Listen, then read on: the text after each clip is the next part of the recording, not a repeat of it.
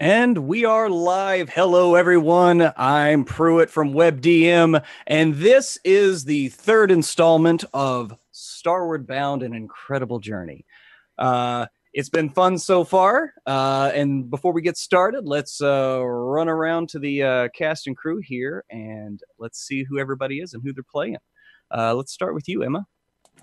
All right. Hello, everybody. My name is Emma Lambert. I am WebDM's communications director. Jim Davis also has the fine privilege of being married to me. And it is a nice time to be here. I will be playing Hildegard Hilgard, the Dwarven Forge cleric, no bullshit talking old lady. And I'm excited to finally get on the Dawn Rose. We're going to get to that in just a second. Next, we're going to go to you, Trey. How you doing tonight? Hey, what's going on, everybody? My name is Trey Murphy, and I have the honor of playing Dakul. He is a half-elf monk, a little Poe-ish from Kung Fu Panda, likes to see what's going on and hanging out with his fellow crewmates, looking forward to getting out into the vast expanse of space. And I'm on a ship, Mom. Look, I'm on a ship. Awesome. Next, we're going to go over to Kiana. How's it going? It is going great. I'm feeling super hyped. My semester is almost over, so just having this as the send off to my goddamn busy semester is great. Yes. I am so excited to be here to go into space. I am playing everyone's favorite innocent murder robot, E44 Warforged Barbarian. Really a sweetheart, but has some memory and rage problems. Yes, it tries. It tries really hard. They try really hard. Yes. Awesome. So last but not least, Greg, how you doing, man? Oh, I'm doing well, my buddy, and I cannot wait to get in here and just to mirror everything that everybody else said. It is time to go into space. My Lightfoot halfling rogue, arcane trickster, Elry Tossbottle is ready to go into space. So let's go into space. Shall we? But first, let's have a small recap of where we are thus far. Our heroes are part of a racing skiff team. They just participated, at least mostly, in the Nero's Gate Pursuit. It's a commemorative race, harkening back to the memory of the first flight of the New Horizons, which allowed the humans of Neros 4 to once again rejoin the cosmic community. So we're 50 years into that. And they're learning what it's like to be part of that cosmic community. As during the race, our heroes noticed a town under assault by some spider-like ships. One was taking off. There's some conversation, and a couple of ships broke off. They decided to go give chase to this second ship, boarded it, killed the Neogi that was there. There was thrilling heroics as they had to recover some people that were dropped, being used as leverage to keep the slave crew in line. E404 took care of some of those crew, whether or not they were of their own willpower, but we'll see moving forward. But they saved the people that were taken and came back to Nero's Gate, hailed as heroes, and they were told that even though they did not win the race, they'll be given an honorary position on the Dawn Rose for its inaugural flight up into space and to the space station known as the Rock. And so a night of drinking and revelry, and it is approaching morning and the first flight of the Dawn Rose. And as we begin, Dakul, I don't know how late y'all stayed out. Maybe you don't even remember how late you stayed out with, I'm sure you and Elry tore up the place and tossed a few bottles left and right. Yeah, baby. Yeah. But, sleep comes to you in troubled fits. You begin dreaming an odd dream that you're on the floor of a coliseum. It seems like a sandy floor of a coliseum, and there's stands up, and you can't see into the stands. There's a sharp light from above, and it blinds you almost completely, but you do hear the same sound, and it's the sound of like chittering and clacking of like carapace legs clacking on hard stone, and you feel a tug at your chest, and you look down, and you see that same image when you bonded with the ship of a massive spider leg piercing through your chest, and then another and splitting you in half.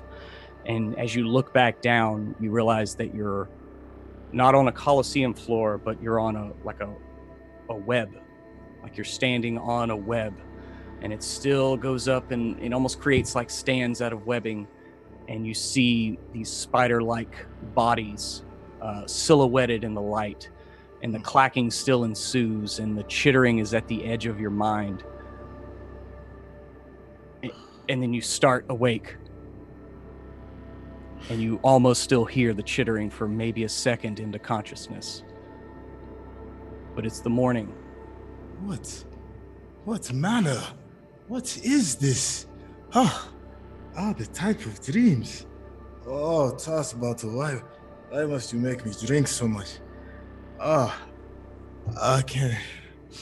Do I appear to seem as if everything else is correct? Is there anything odd about me since I've woken from such a stance? Yeah, you actually look down, you feel a sharp pang, and you look down, and you look like you maybe have scratched yourself on your chest, like you see a bit of skin underneath one of your fingernails, and it looks like you've scratched yourself just a bit, about where the leg pierced through your chest. But okay. There you are in your room, probably a small Spartan room. Elry's next door, the inn that you are staying at. The first thing that I would do as a warrior artist is to not lose the images that I had from the night before in that crazy dream. I would grab a piece of parchment and a pen and sketch everything that I thought I have seen on a piece of paper so that I can vividly remember it in the future. Okay. Go ahead and give me a roll for whatever calligraphy or painting supplies, whatever you would. Gotcha. Just to 13. 13. Okay. Yeah, it's starting to fade as you're sketching it out, but you sketch a few of the images that haunted your dreams. These creatures up above you, looking down on you.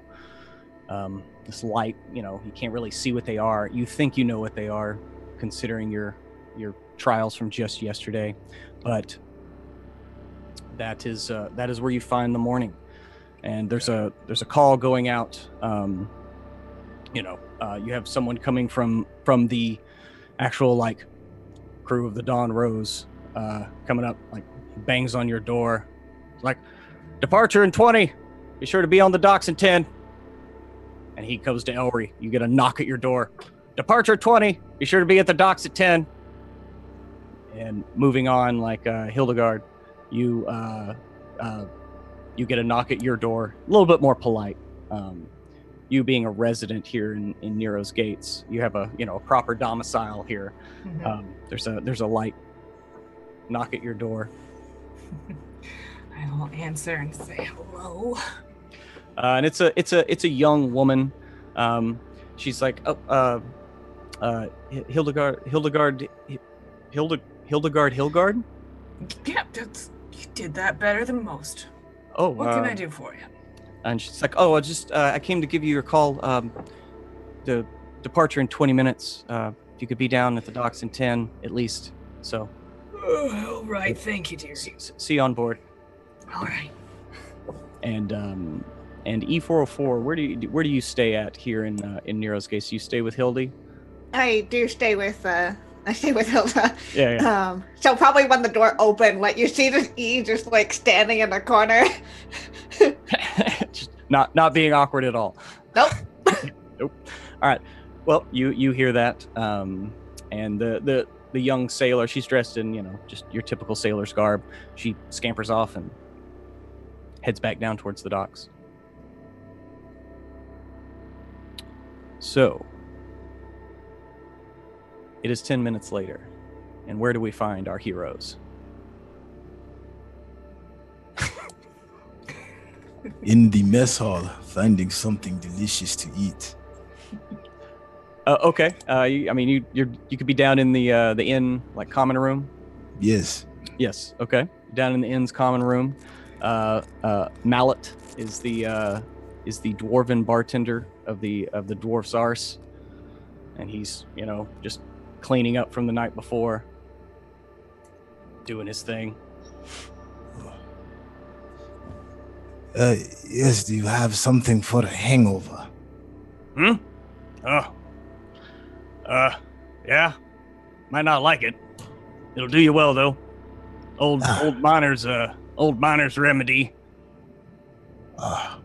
That's anything that can work and gets these dreaded cobwebs out of my head. Mm-hmm. Oh, yeah. Yeah, you all did tie one on last night. Yes. Oh. He spits on the ground. He hobbles back. He's got a bent back. I mean, mentioned being a miner, so he's probably spent a lot of time underground. Older dwarf, but he's been the proprietor here as long as you know. And so Mallet, he goes to the back, and you hear him clacking around, sounds of plates, dishes, and he comes back out. Looks like he's got a side of just like seared meat, maybe. I mean, it's almost like jerky. And he plops a mug down with a reddish substance in it. And he cracks an egg and drops it in the drink. And he's like, "Down that and then eat that. You'll be good." Yes. Hobbles back towards behind the bar. Thank you. If it is not too much of a trouble, I am sure my comrades would like one as well. May I have two, and I will give you a healthy tip. He started to look a little miffed, but at the mention of that, he's like, "All right." He looks around. He's like, "Where's the little bastard?" We cut back to upstairs. You probably see E44 just like on the toilet thing. Just with metronomic timing. Just Yeah. Give me a perception check with disadvantage, Elry.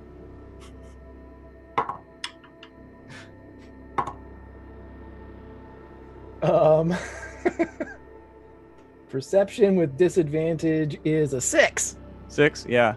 E, you're out there on the door, just like conk, conk. You start to see a divot form in the wood where your knuckles are hitting. And back down in the common room. I guess Hilda, have you joined? Yeah. Hilda's patted down and kind of. She's probably gonna put up her little welder's goggles while she remembers what the world is and what she has to do in it. Okay. All right. And Mallet, he comes back out. He's got a couple more plates, and he plops one down in front of you. And you've heard of this before. I mean, it's a bloody eye. I mean, yes, I imagine it's not the first time for Hilda. So she'll just sort of snort and then do her best to back the whole thing in one go. Yep. Yeah, he sees that, and he looks at Dakul and is like, she knows. Yeah. Morning, Dakul. How you feeling? I feel as if a spider has shot upon my mouth. Oh, no. I hate to break it to you, but... I ordered drinks for everyone to clear their mind. And hey, do me a favor. I am not of sound mind. Look at this sketch that I made. Does any of this strike you as familiar? Hilda, I'll take a look at it, and I'm sure I have a relevant skill here somewhere. Would like religion or arcana check? Yeah, you can give me whichever one of those you'd like.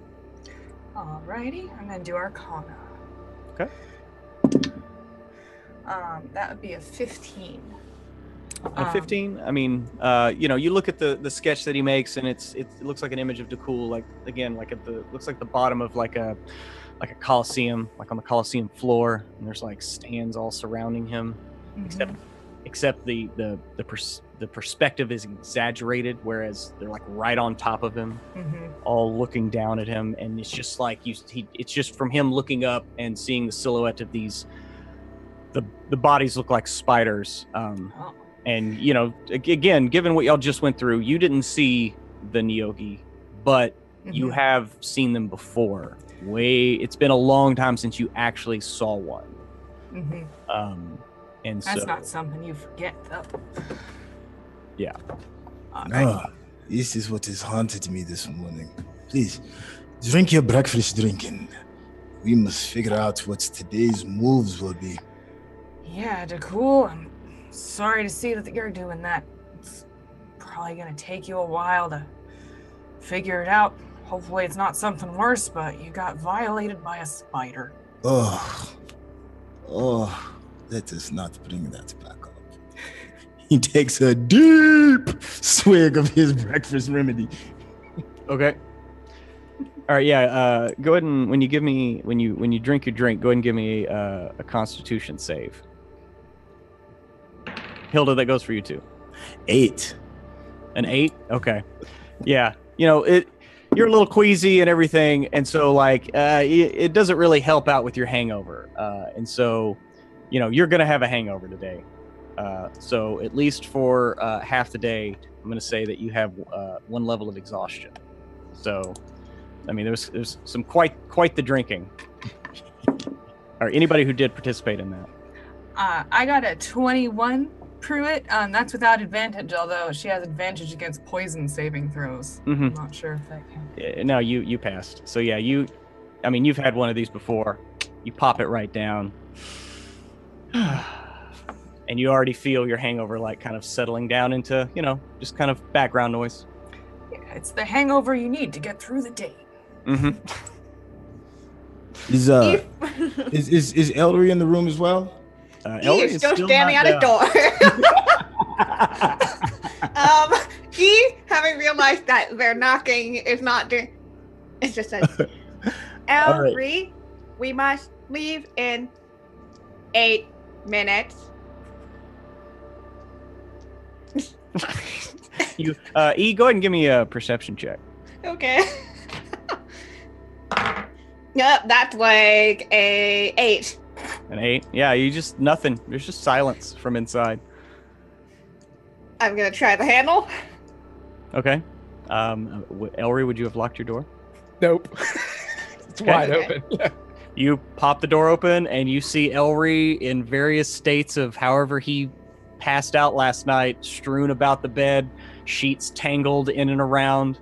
There might be like some female undergarments left around. I'm not really sure, but yeah. Oh, it was that night? Okay. Well, y'all were heroes. I mean, He is just unfazed by all this, and just. Well, that's what you see. Yep.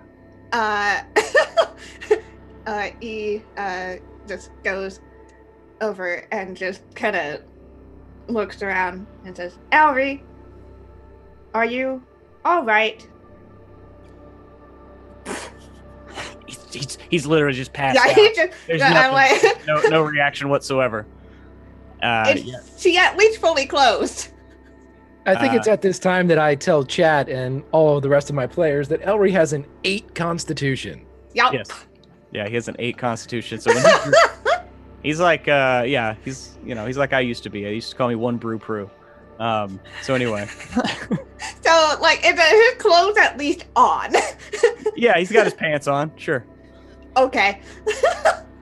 Shirt's on, but unbuttoned, maybe. Yeah. He will just kind of casually this is probably not their first time doing this. So probably just like, come on, just gently picks up Ellery. and like gathers whatever of his stuff is still around. Okay. And yeah, you know he really likes his rings, and a couple of them had fallen off, and you just kind of pick them up and put them on his fingers. Yep. You know, you get all of his stuff together in his vest, and he's got his little, you know, he's yeah. So you gather his things. Yeah. Head downstairs. As soon as E404 picks up Elry, he just kind of folds into them, just with his head on their shoulder. Mm-hmm. Just. Mm-hmm. He just Tiny, kind of. yeah. So he just cuddles right into you as you pick up all of his stuff. Yeah. So yeah. And I head downstairs, and as soon as I see the other two, I'm just like, I never understand why people put in poisons in their systems that do this.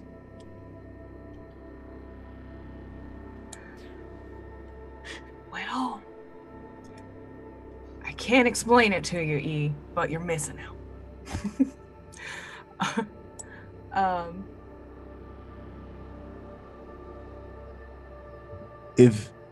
If the entire group is here, I would like to offer a question regarding especially the images that I have showed Hilda. I would like to reference the ship that we have commandeered in our earlier adventures to maybe look for clues and, more importantly, supplies and maybe a better understanding of the enemy we will be dealing with. But we need to be at the docks in T-minus 7.3 minutes. That does pose a problem. Do we know the distance between the two ships? Yes, y'all know that the Nyogi Death Spider was brought up, like somebody piloted it, and it is docked. It's actually landed up on land on the other side of Flavortown, same side of the city that y'all are on, the dwarven side, but up on top. And the docks are, 4 tiers below you.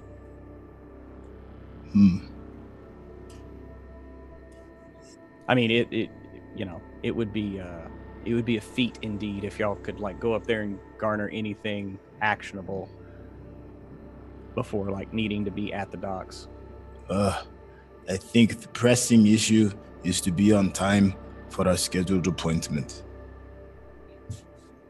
The captain does not like us already. We should head down and maybe wake up Elry. They're kind of still holding on to packed out Elry, not sure what to do. Yes. Has all their belongings in one arm and has Elry in the other. He is small in stature, but a bear to wake. I agree. Let us remain focused upon our shipmate. All right. Hilda is. What's the barkeep's name again? Mallet. Mallet, you got the bucket. Need a bucket. Oh yeah. And he gets a bucket and walks it out to you. Just kind of hunchback. He's like, here. All right. I'm gonna find some kind of cold water, possibly cold alcoholic beverage or something. I'm gonna toss it on Elry and see if that works in my clerical opinion. Okay. So you baptize Elry. Yes. And Elry, you are shook awake by a shock of cold water all everywhere. Good morning, Starshine.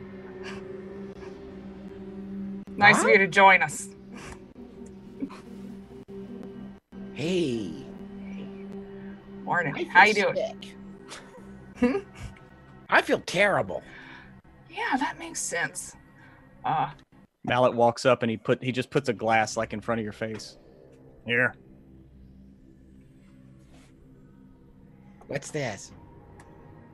It's a cure for what ails you. I feel sicker. He just puts it down and walks away.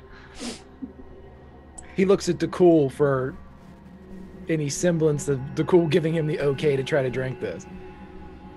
It manages to help. It is not like of my special herbs, but it will get the job done. I like the herbs. More than I care to admit. Yes, my special herbs may do the job a tad bit better. All right, yeah, so if this is an actionable time, I would happily love to roll a J. Okay. Okay. Are we really going on the ship hungover and high? Is this happening? Well, the one kind of cancels out the other, can. Exactly. It is more of gaining perspective. Okay, so Elry's going to try to drink the, what did you call it? The devil's eye or the demon, whatever that eye thing is. Call it a bloody eye. The bloody eye. Okay, he's going to give that a shot, and that's a Constitution check, right? Yep. I'm doing this just to roll a Constitution check. This is gonna be awesome. That will be an 11 minus 1 is a 10. Yeah, you feel like your stomach is just fighting this the whole way down, and you don't feel great, and for about half the day you're gonna have a level of exhaustion. Ooh, that's awful. That's Welcome to the club. like the definition of awful. I'm gonna hang out with you for just a 5 to 10 minutes to cool. If we can just maybe just walk over to that alleyway over there for just 5 to 10 minutes, and then we'll be right as the rain, I think. Absolutely, my friend. Yeah, Elry can't even he's having problems one foot in front of the other at this point. Okay. So, y'all finish your seared steaks that he provided for breakfast. Settle up with him, and it's at this point you hear like a bell clanging down at the docks, and those that have been around sailors that's usually like a 5-minute till departure.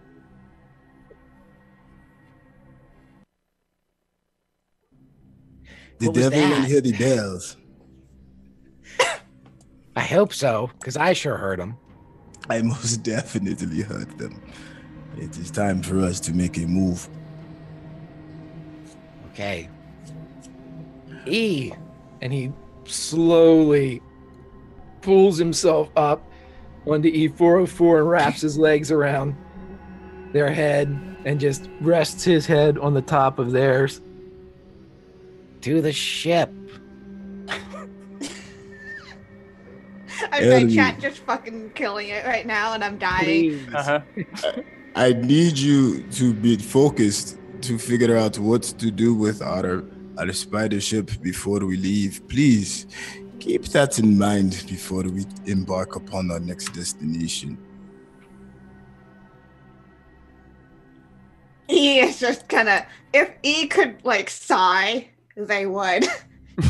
But they're just gonna go. You think you hear like a whirling of like a servo pitch up a little bit and then back down. You're not really sure, Elry, but it's something like there's. He just bangs the side of E404 like the fawns, hoping to knock back into place. Whatever. Gong, gong, gong. There you go. Sounding a little pitchy dog. So do y'all head to the docks? Yes, we're going to the docks. Okay. You'll have Yes. Yeah. Yes. Hilda's gonna get a tankard or something for the way herself. Okay. Yep. This is the greatest first day of work in the history of ever. The most responsible of us is walking in with a huge beer, and the rest of us are wrecked. Or E404 has no clue what's going on. Okay, then I won't finish off what DeCool has then, if that's how you feel about it. Excellent. Yes, I rolled for all of us. Okay. So y'all begin making your way down the stairs. work your way down the tiers. And I mean, like, as you came outside, like, there's a bit of a fanfare outside. Everybody's kind of crowding around. A few people like look and actually recognize you from the revelry from the night before, and like, oh, it's the heroes, and they pat you on the back and like, oh hey, and you're just you're fine. Like a couple people like hit you, and they're like, oh yeah, not used to hitting a metal body, but your backs are thoroughly padded and slightly numb by the time you make it down to the docks. And at the docks, you have a little bit of fanfare. There's some musicians there, like some drummers and a few horn players. You have the ambassador Zofia Sill, who spoke at the beginning of the race. A very elegant elven female. She's in a long regal like purple and black dress, very short cropped dark hair, and basically think like Carrie Ann Moss as an elf, and she's kind of just has like a slightly bemused look on her face as she sees y'all walking up, and kind of like looks over, and you see kind of an old dwarf like with an eye patch. And he's just sitting there, arms crossed, just staring at you. And next to him is your new nemesis, Keiko Sokol. She's to his right. As the three of them are just sitting there on the docks waiting as you walk up. And there's fanfare behind you. And Zofia Sill is like, it isn't the heroes. Well, I'm glad that you found your way to the docks. They are a predominant part of our city here.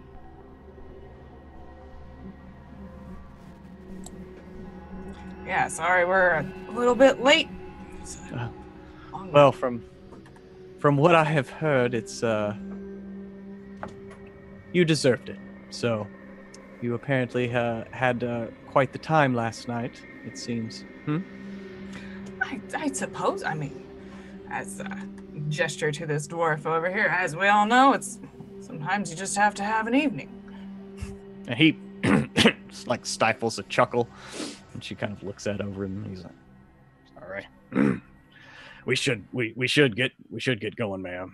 And he turns and moves to the gangplank, leading up to the Dawn Rose. As you're looking up behind it, you see a beautiful like glass mosaic of a rose at the back of the ship.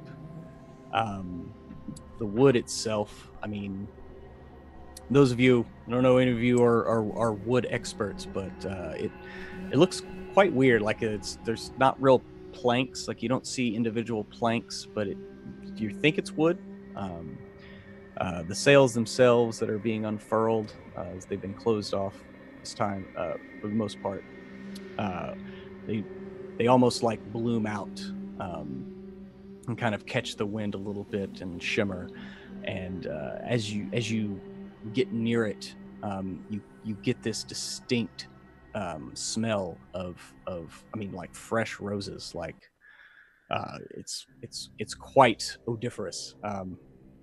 And so as you approach the gangplank, there's a kind of like I said, an older ruddy dwarf. His back hasn't been arched by age yet, but he's got an eye patch, kind of steel gray hair pulled back into a ponytail. He's got like a black velvet jacket with golden buttons that go down, saber at his side. And he stops at the gangplank and turns around as y'all approach. And he's like, "Welcome to the Dawn Rose. I'm Captain Ledbetter. Y'all, why don't y'all come on aboard so we can go ahead and get out of here and see if this damn thing will actually fly."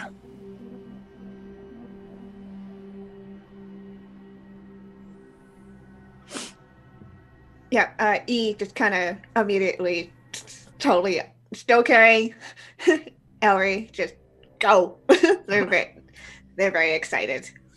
Yeah, he takes notice of you carrying the halfling. Like, he can walk, can he? I can, but choose not to. Elry yells back down the plank, "What of the Saint Stephen?" And at that, the ambassador, Zofia Sill, she turned to let y'all walk past her, and she's following up behind. And she's like, yes, we will discuss that once we reach the rock. But we wanted to let the festivities ensue before involving such matters of bureaucracy. Well, sure, but I'm not sure exactly what bureaucracy there is. We claim rights of salvage. Yes, yes, you do. And you have every right to do so. But there are very interested parties that really would like to talk to you about it, and they await us all on the rock. So perhaps we can head up and we'll see about what we can do about this ship that you have commandeered. The Saint Stephen. Yes, the Saint Stephen, as you put it. I believe last night I commissioned several young ladies to write Saint Stephen across the front of said ship. I hope they will be allowed to do so, as I paid quite a bit of gold for it. Yes, I'd heard of this in the wee hours of the morning, in my morning report. They sadly, they were not allowed near the ship, but they did insist that they were paid and should be allowed to complete their task. We paid them again, and they went home. So they were paid twice not to do something. Well, I would like to be paid thrice not to do anything. Perhaps that can be discussed at the Rock. To the ship, E404. If you want to. I'm not ordering you. I'm not the captain. But if you want to. Yeah, he just goes. And actually just realized they're still holding on to a bunch of Ellie things and like just kind of like. Oh, yeah. Oh, I'll take that. Yeah, thank you. Well, these aren't mine, but I'll take them. Got an extra silk shirt. Okay, y'all climb aboard the ship, and there's already a bustle as crew are pulling ropes. These sails are unfolding. Unlike any ship you've normally seen, where the sails kind of are on the cross beams and roll down, these are actually up. There are lines that run up the ship, and they are unfolding from each line and out. Almost seemingly of their own accord. Like there's not the same kind of rigging that you have seen on normal sailing vessels. And it's very temperate on deck. Like you notice there's a change in humidity even just on the ship, even though you like 10 feet over there, you're in a bay, and it just feels a little bit warmer, a little bit, air's a little clearer here. And so as the ship begins to pull away, you see Ambassador Zofia Sill kind of walk to the stern of the ship as it begins to pull away, and she kind of murmurs to herself a little bit, and then speaks up, and her voice echoes out to the crowd that is cheering the ship pulling away from the docks. People of Nero's Gates, this is the first flight of the Dawn Rose, and may it shine a light into a brighter tomorrow and future for all as we go forth in peace and exploration. Thank you. We will see you next time. And the ship begins to pull away and slowly lift and glide off the water almost immediately. It picks up through the air and comes back around over Nero's Gates to much fanfare, and everyone's throwing out roses as they drift in the wind down to the water. And you take off up into the sky, and it's going to be just a few minutes before you actually break atmosphere. And in that time, Keiko Sakal, the elven captain, kind of strides over to you, E404, and Elry, and looks you up and down. So, do you plan on working together the whole time like this? Like motioning to you holding Halfling. Like crewmates? I hope so. That makes for a productive crew, or so I've been told. Does your robot allow you to reach higher places that you can't reach, or how does that work? That sounds like a personal question, and I believe my friend E404 can answer anything directed towards this Master Blaster-esque unit that you see in front of you. She just kind of chuckles and shakes her head and strolls away. Just casually strolls away. She's not, I mean... While she's still within earshot, Elry reaches into his pocket, retrieving something that E404 gave him, and he exposes some of the silk underpants, and he shows them to E404, reaps around and goes, I was going to ask her if these were hers, but I thought that would get us in trouble. We're still, we could turn around, I guess. It could be. I don't remember anything. It could be. There's like a percentage, like 1% out of 100, maybe 1. I didn't know. Was that a good thing, E? E just says, I am not sure where you got your calculations. I feel that the percentage was much lower than that. It's totally not socially aware. This is not something they should be discussing. Okay. I will defer to your knowledge of percentages. And I want to do that so you will continue to carry me because I feel terrible. Again, I do not understand why you do this to yourself. You always end up like this. Is it not negative? Well, it's a slippery slope, E. You start at the top of said slope, and boy, oh boy, is it fun. And even when you're falling and you're still consuming buckets of whatever's in front of you, it's really fun. But when you hit the end of that slope, which is a bucket of water thrown at you by your captain, not as fun.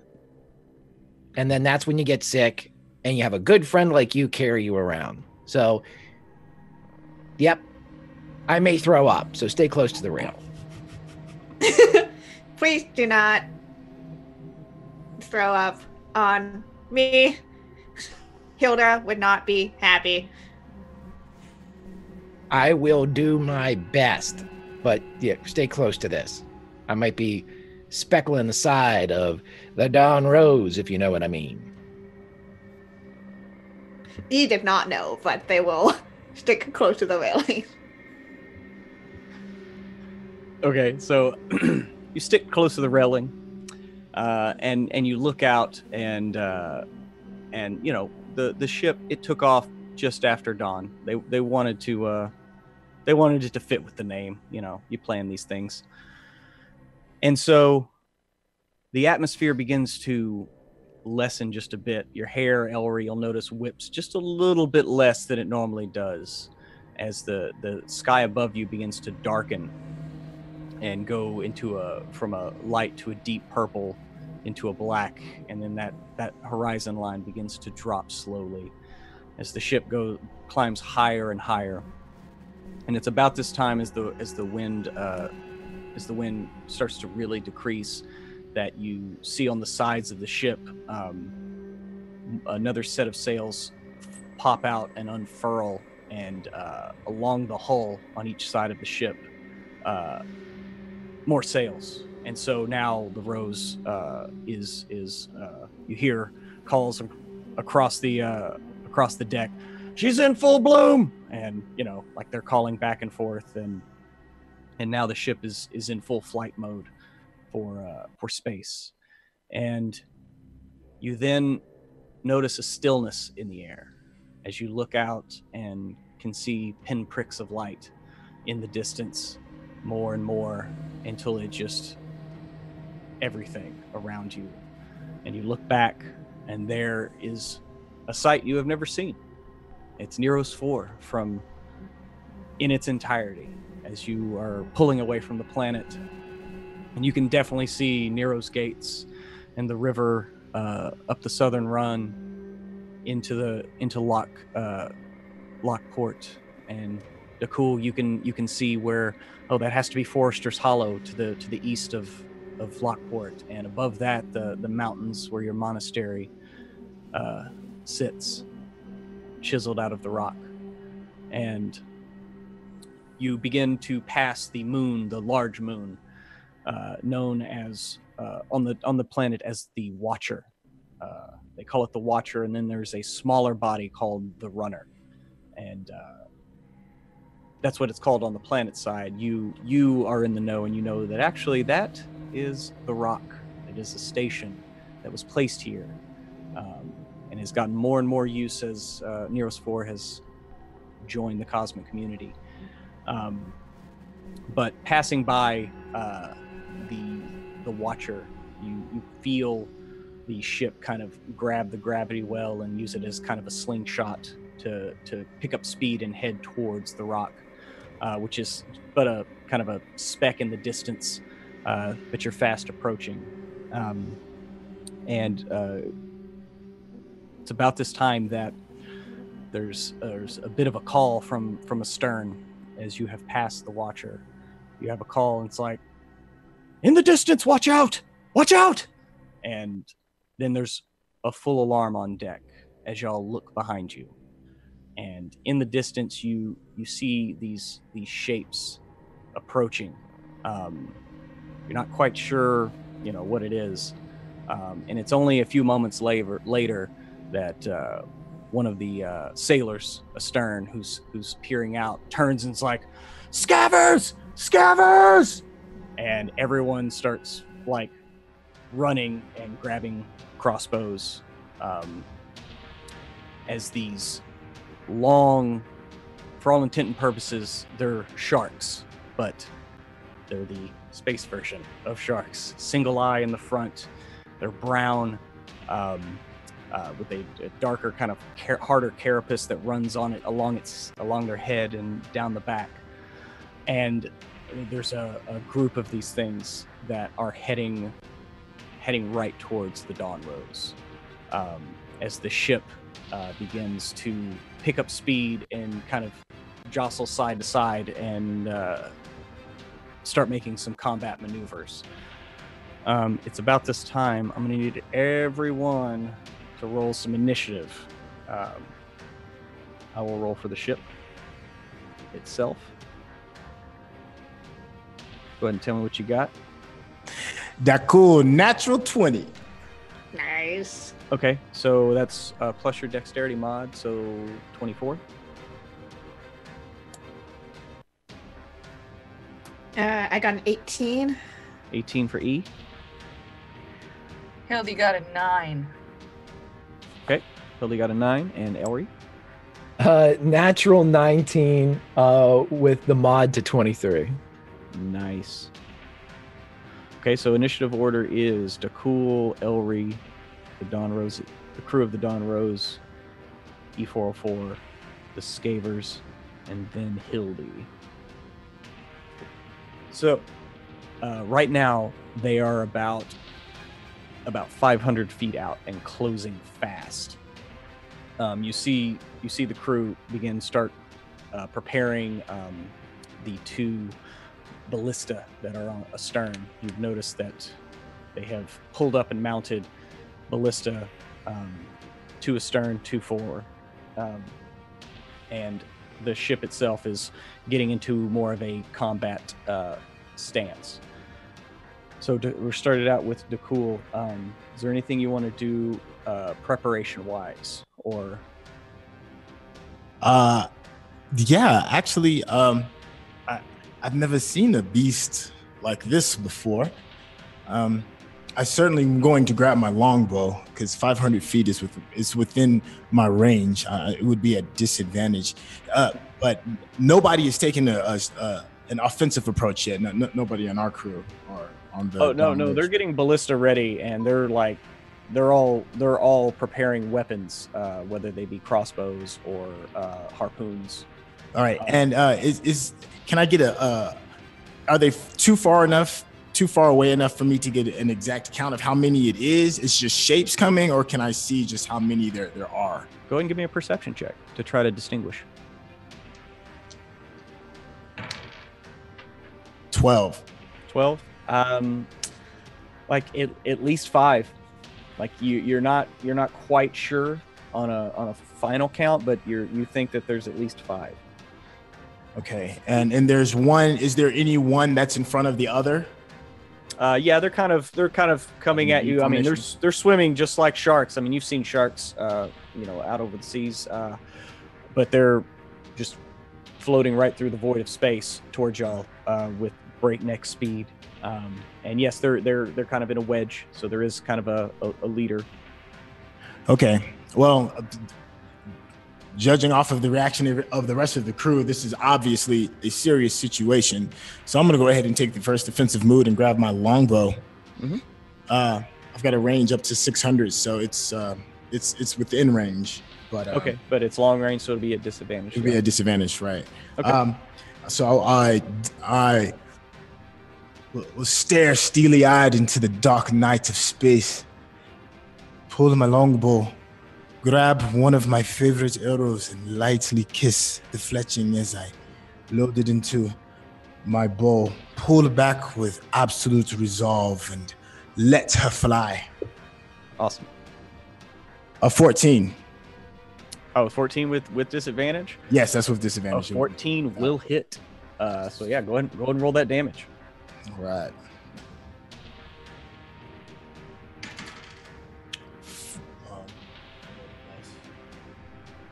4. So 8. 8. Did you add your D4 for your oh, shot? No, didn't do the D4. Yeah. And 3 more to that. So cool. 11. So 11? Okay. Yes. 11 on the leader. Okay, yeah, you pull back and let go of your arrow, and you're so used to like the sound of it as it leaves your bow, and you do get that for a split second, and then it's just silence, and you just see it arc into the into the distance, only slightly, and it finds purchase right around the dorsal fin of this beast, and you see it kind of jerk and just opens its mouth in anger and continues to swim forward, but it does kind of drop back just a little bit, and another one kind of takes the place of the lead, and so there you go. So next is Elry. Okay, Elry would like to do a couple things. One, everything is terribly out of range for him at this point, so he is going to call forth his mage hand just to have it up and operational, and he is also going to hide wherever he can find a little spot to sneak away to. Mm-hmm. And while he is hiding, if you will allow this free action, he would like to look around and see if Keiko has anything interesting on her. Like, does she have an interesting belt pouch, or is there something shiny that's just there? Yeah, you see her barking orders to the 3 crewmen that she brought, as prize for winning, and she's giving them brisk orders and coordinating with Captain Ledbetter, who's of course the captain of the Dawn Rose, and she has a very finely made rapier at her hip. The blade is just like, it's like a cat's whisker. That's how thin it looks, right? And she's not dressed for like an adventure. She doesn't have a backpack and all that, but she does have like a belt pouch opposite the hip with the weapon.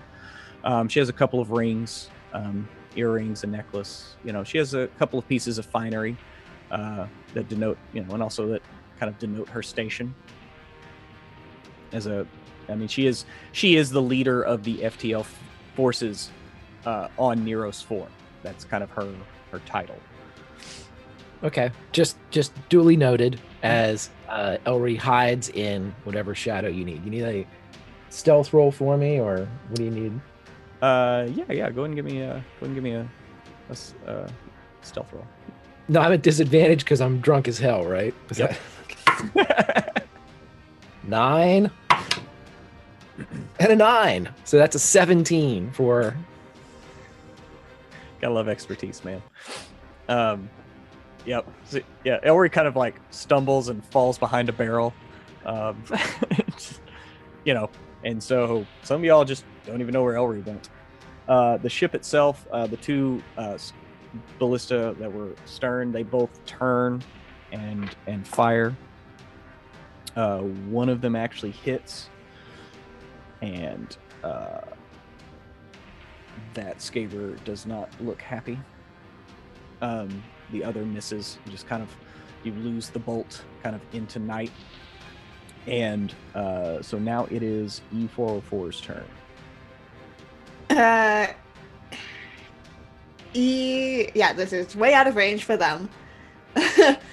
So they're just gonna. They felt Elry kind of hop off. Doesn't really pay too much mind on that. And they just want to kind of watch, and basically mechanically I'm holding my action until anything happening to the ship, basically. If anything comes close enough for a melee range. Right. Just melee. No, I'm with you. The Skavers themselves, they're still closing on their turn. They get close enough now. You think y'all can see that there are about 7 of them. They're fairly large. They're all anywhere from like 10 to 15 feet long. These giant, vicious maws full of just jagged teeth. And like I said, it's just the one eye staring straight ahead. And for the most part, it doesn't really blink, and it's rather unnerving as these mouths just kind of ducking towards y'all. So Hilda, it is your turn as the Skavers themselves are approaching. All right. Hilda is going to try to sort of get out in front of everybody where it seems like they're most likely to make contact with the ship. And as she does that, she's going to look at E44, give them a little, like, get on over here. And I'm going to lightly touch my armor and murmur a word of a blessing of a forge. You'll see it ever so slightly vibrate and somehow look slightly more solid. Mm-hmm. And I was wondering from you, DM, if that blessing, if that takes a full action, and all it says is that I just have to touch it.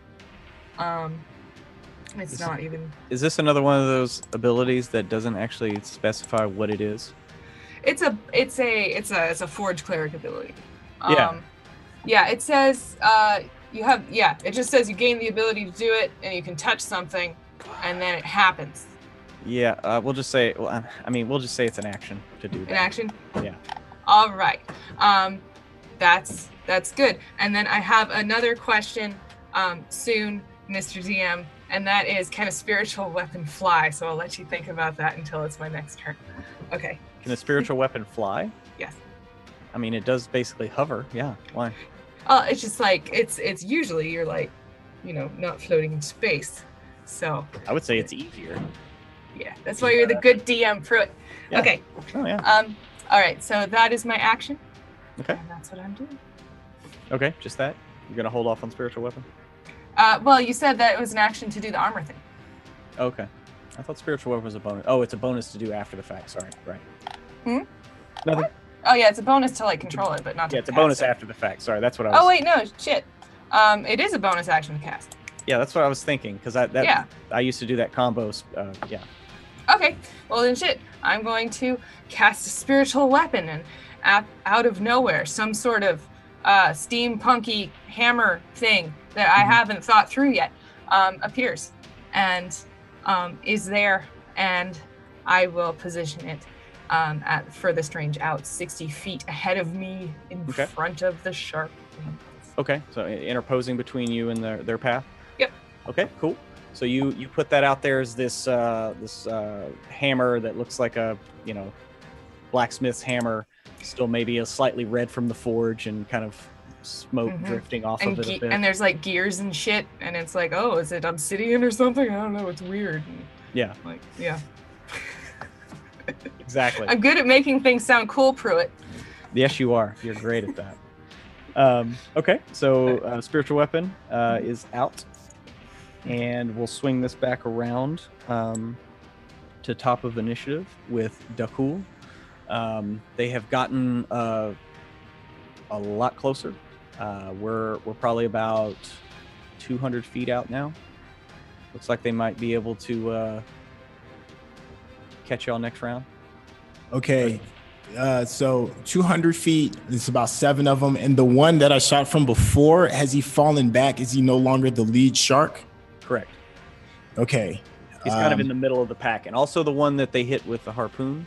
Yes. The ballista, it has fallen back also. So it's just kind of, they both kind of rotated near the center to back of the clutch of them that are all heading towards y'all. And just so you know, like right now, like now that y'all see what they are specifically, you hear a couple of the sailors around like looking like they don't do this. They're scavengers. What are they doing? And as they're getting their crossbows ready to fire. Like you kind of hear that chatter. Okay. All right, this is still a moment of action for Dakul then. Dakul, he certainly hears the chatter in the air of panic amongst the crew.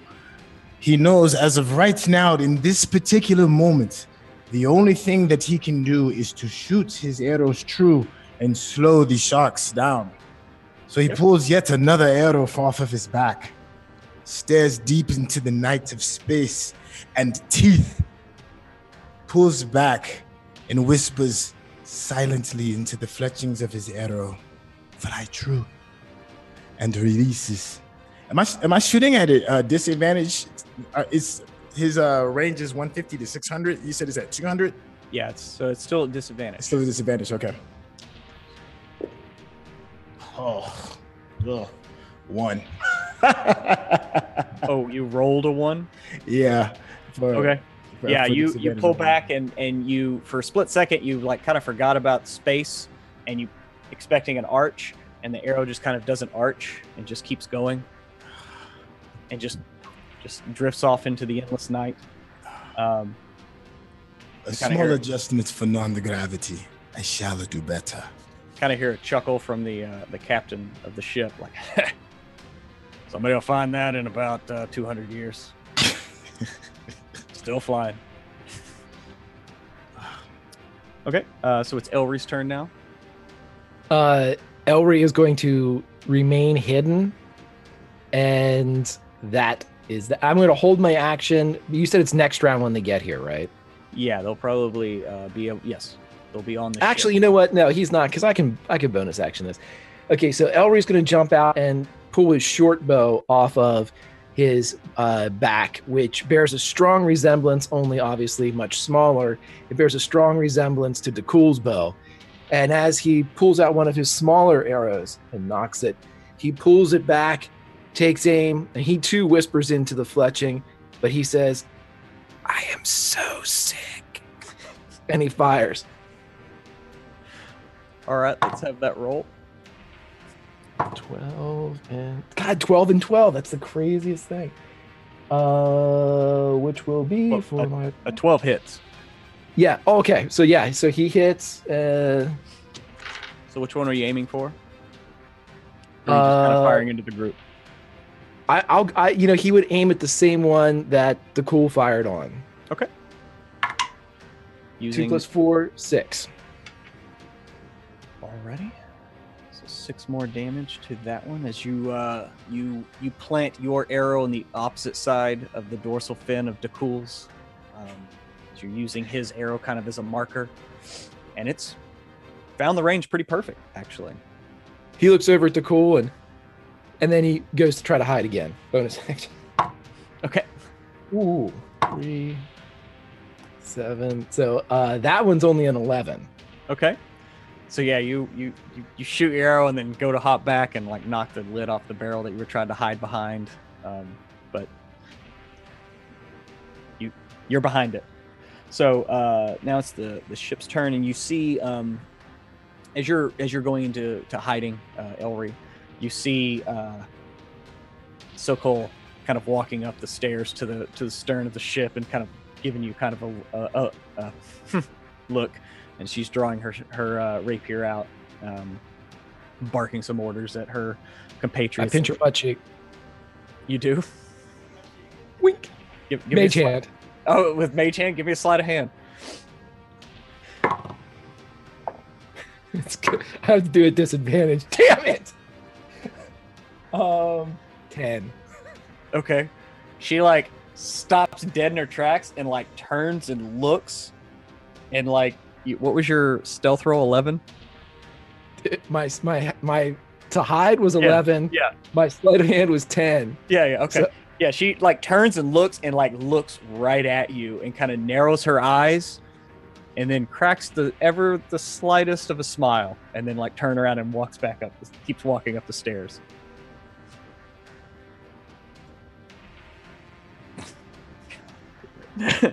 Sorry. So the crews are busy reloading the ballista.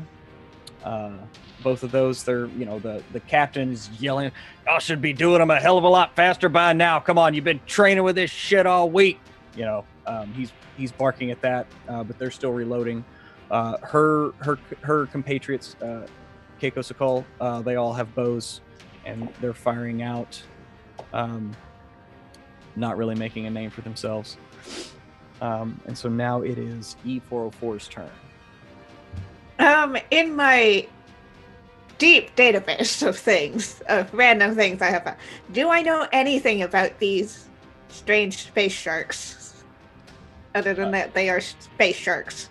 The scavers? Yeah, go ahead and give me a,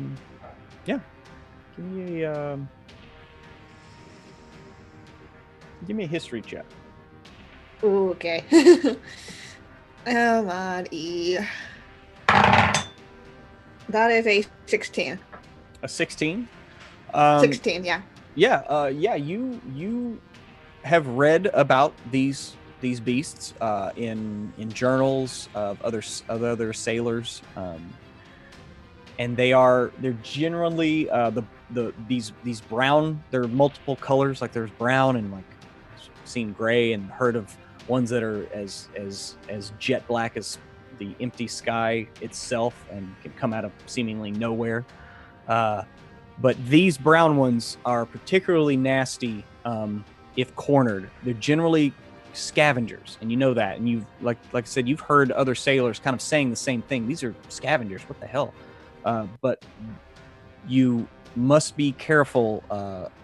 They have a poisonous breath is one thing that you have read. Something about a poisonous breath that has taken many a sailor before his time and her time. And that's all you recall. Okay, so I definitely turn, because I'm probably still close to Hilda, and say, you must be careful. They can have something poison. It will not faze me, but I know that it may harm you. That's nice of you, E. I think I'll be okay, but let's make sure Ellery stays away from it. He's already drunk enough. Not even sure where he got to. I do not know either. Ellery disappears a lot. Does anyone know what they are looking for?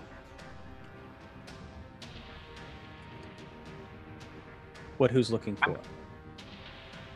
These I'm space guessing food. sharks. Breakfast. Calls Ellery from behind a barrel. Yes, they're probably looking for breakfast, but like you said, like one of the sailors is like, I've seen schools bigger, and they just ignore us. This is weird. Yeah, and E's just gonna continue holding. They are still analyzing everything. That's what's going on in their brain. Okay.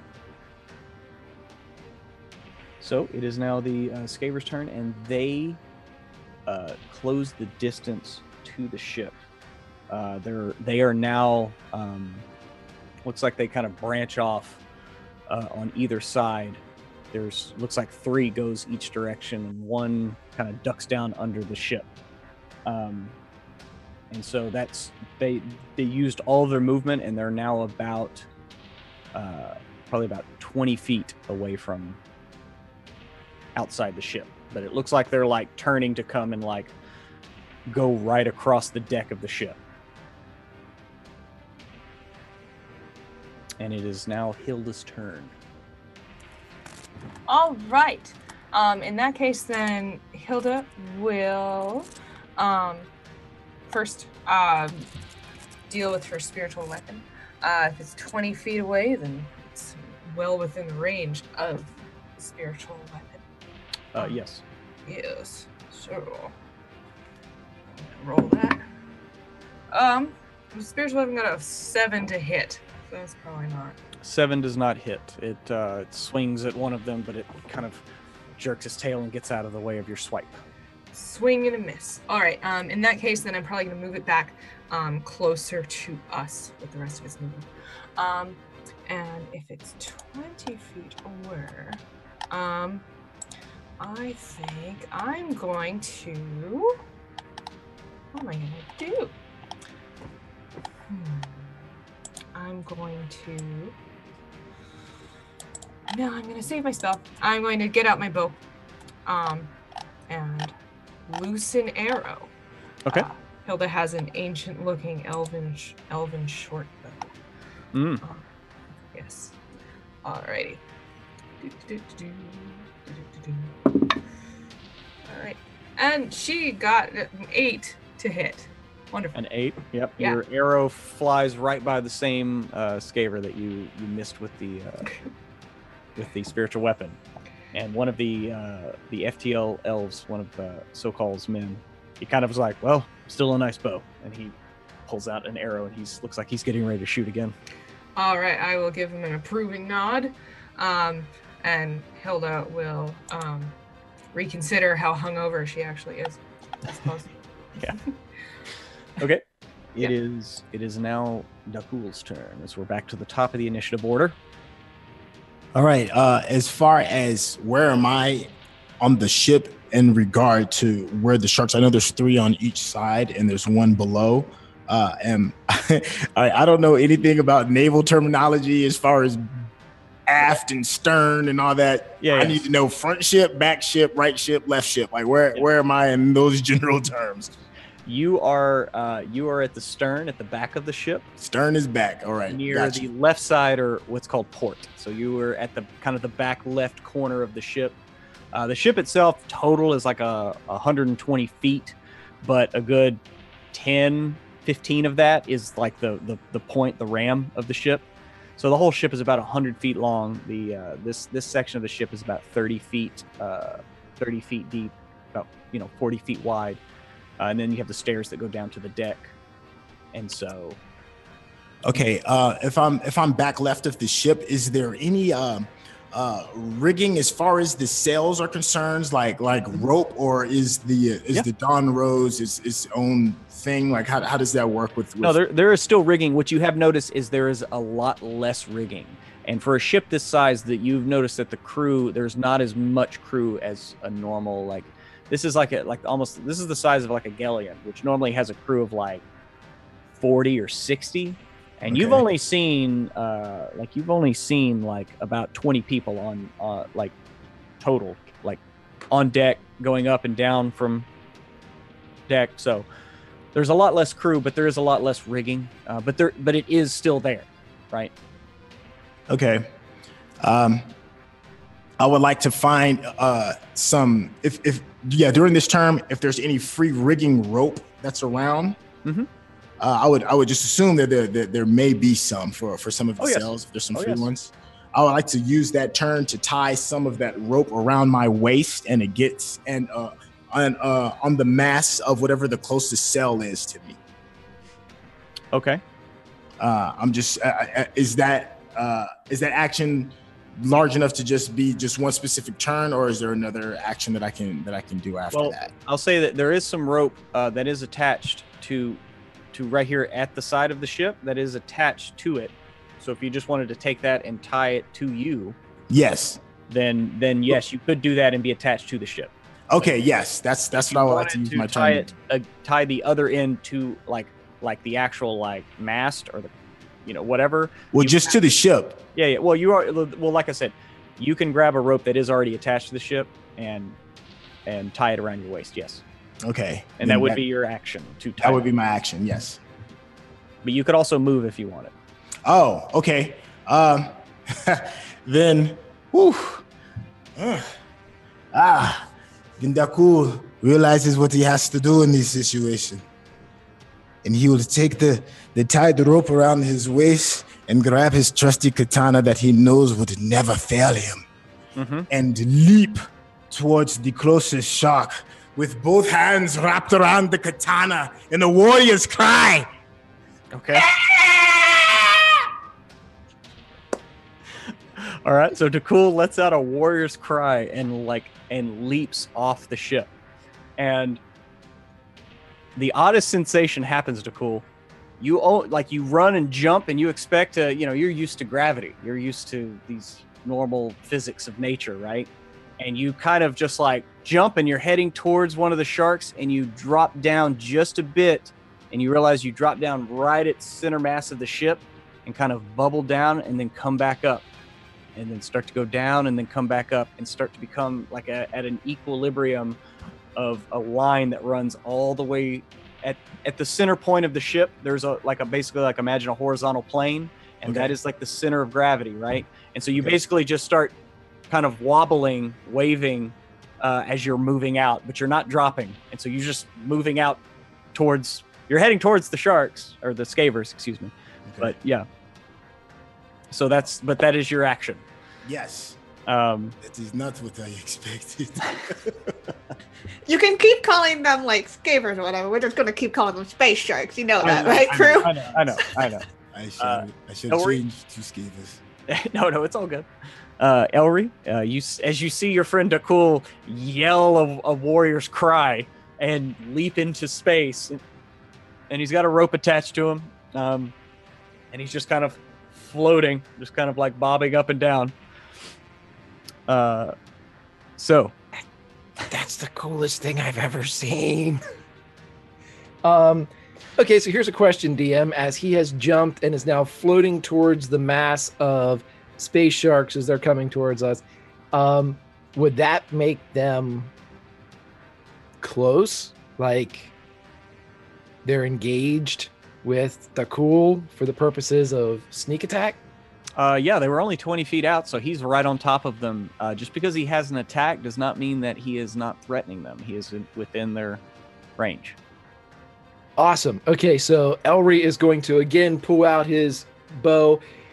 Just keep, instead of whispering how sick he is, he just keeps saying, "It's the coolest thing I've ever seen in my life. It's so cool." And he fires it. Okay. That's not the best roll ever. 12, 6 plus 6. A 12 just hits. Oh, Jesus. Okay.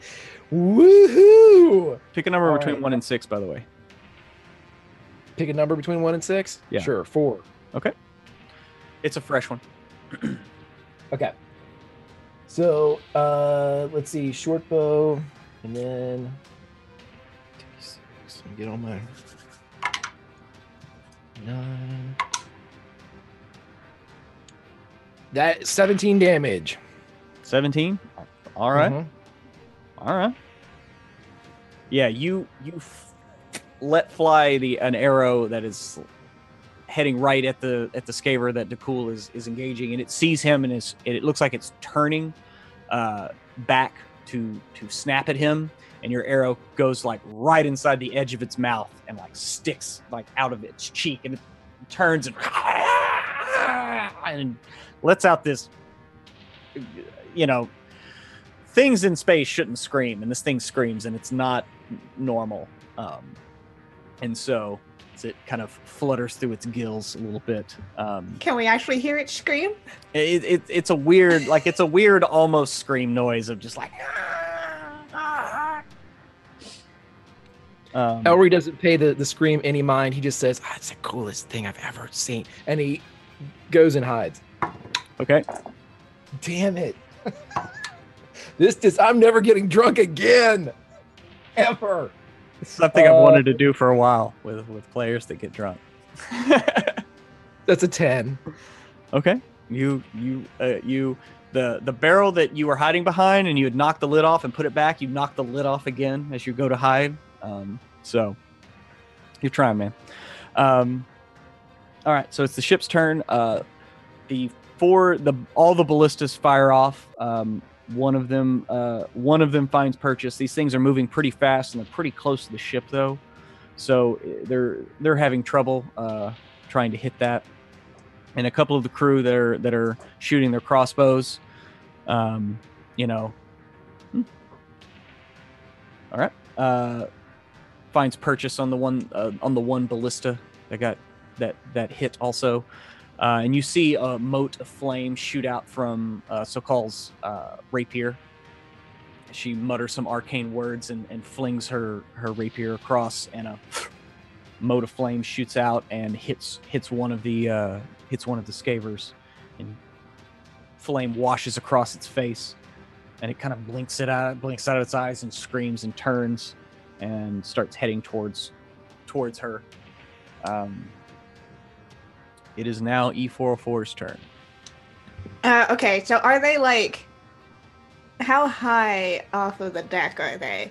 The three that broke on each side are even with the deck, because like I said, it looks like they're turning and they're about to like basically cross the deck and like strafe the deck, right? So you're looking right at them. They're depending on how close you are to the railing, they're 20 feet on the other side of that and heading towards. Save the one that is turned back towards Dakul. Okay, so if I should get close, if I could use up my movement, would I be able to hit them with a melee attack? If you ran and jumped out like Dakul did, yes, you would probably be able to get and hit one of these things. Yes. Okay. E is still thinking properly, so they're just going to hold their action until one of them either gets close enough to hit or try to attack one of their friends. Okay, so you're holding your action to protect yourself or one of your friends. Yeah. And you already have your hammer formed, your hammer hand? Not quite. Oh, okay. Sorry. Yeah. I couldn't remember if you did or not. Okay, so you're holding your action. It is now the Scaver's turn. And so, Dakul, we'll start with you. One turns on you and bites out, but the arrow in its mouth kind of threw it off, and it snaps and gets dangerously close to your rope, actually, as it snaps at you, but misses. And so you're kind of bunched up on this thing as you kind of bounce off the top of its head. And so there's that. The other two on that side duck in and go after a couple of the crew.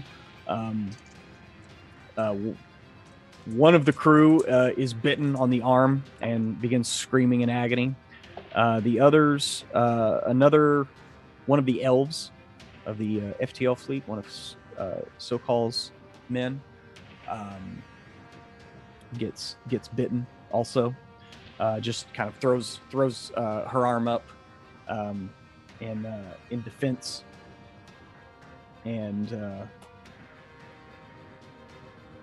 the others manage to miss. And so now there is, on the deck of this ship, there's now like 5 of these scavers like flying in between the rigging and like want to say swimming, but they're floating and flying.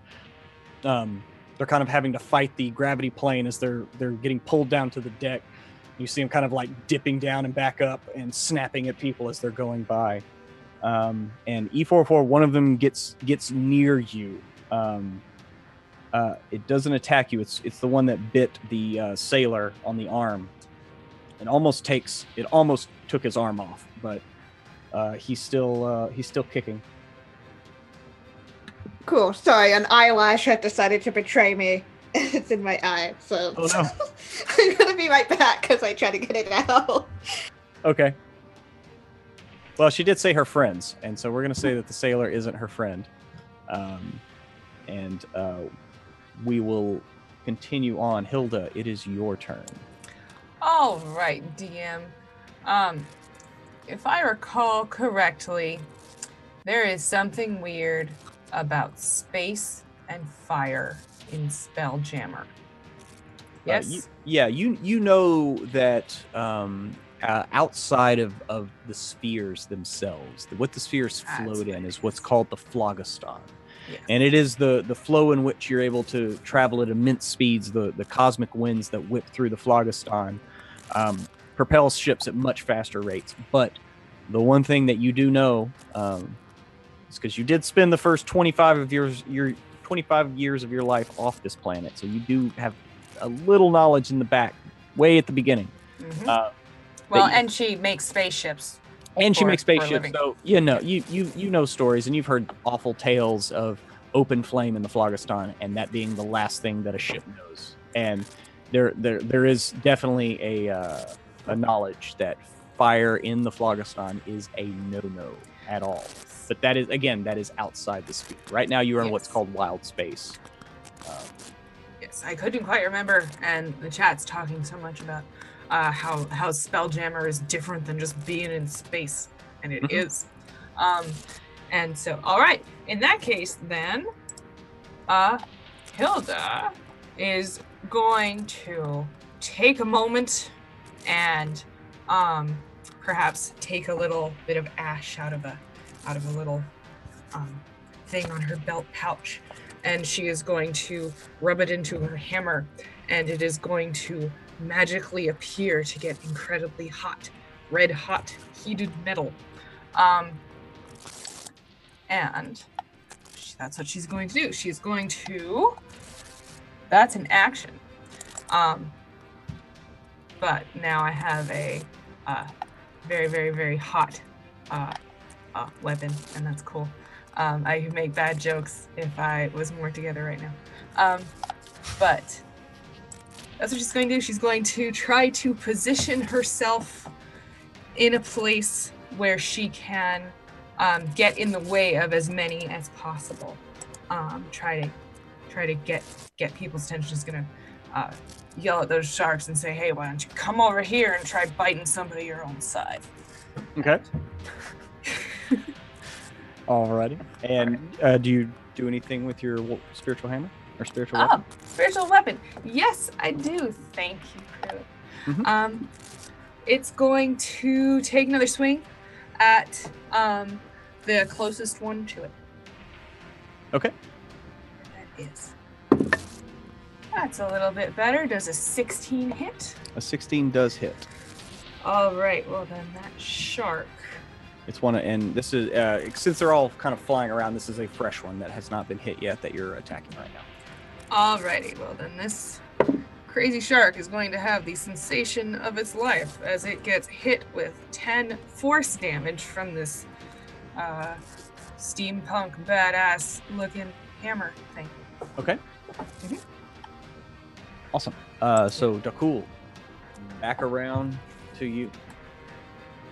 Yes. So from my understanding, Dakul is on he's leaped off the side towards the general area of where the three groups of sharks used to be. But now, are they still there, or have they already moved towards the center of the ship? Like, what am I staring at tethered to the ship? You're about 25 feet out off the ship. Mm-hmm. There is one scaver that broke off its attack on the ship and is turned to attack you, and it just snapped at you and missed, and you're basically like right over it. So for your movement, since you are in space right now and it's 0G, I'm going to need an acrobatics check from you first. Okay. Now, remember, you are hungover, so you're going to be making that with disadvantage. Okay. The DC, just to be able to, because all you want to do is turn towards it and swing at it. So the DC is fairly, you're not trying to do anything too terribly complex. So just DC 12. Okay. You said I'm rolling at disadvantage? Yep. Yeah. Okay. So 9 and 6 is 15.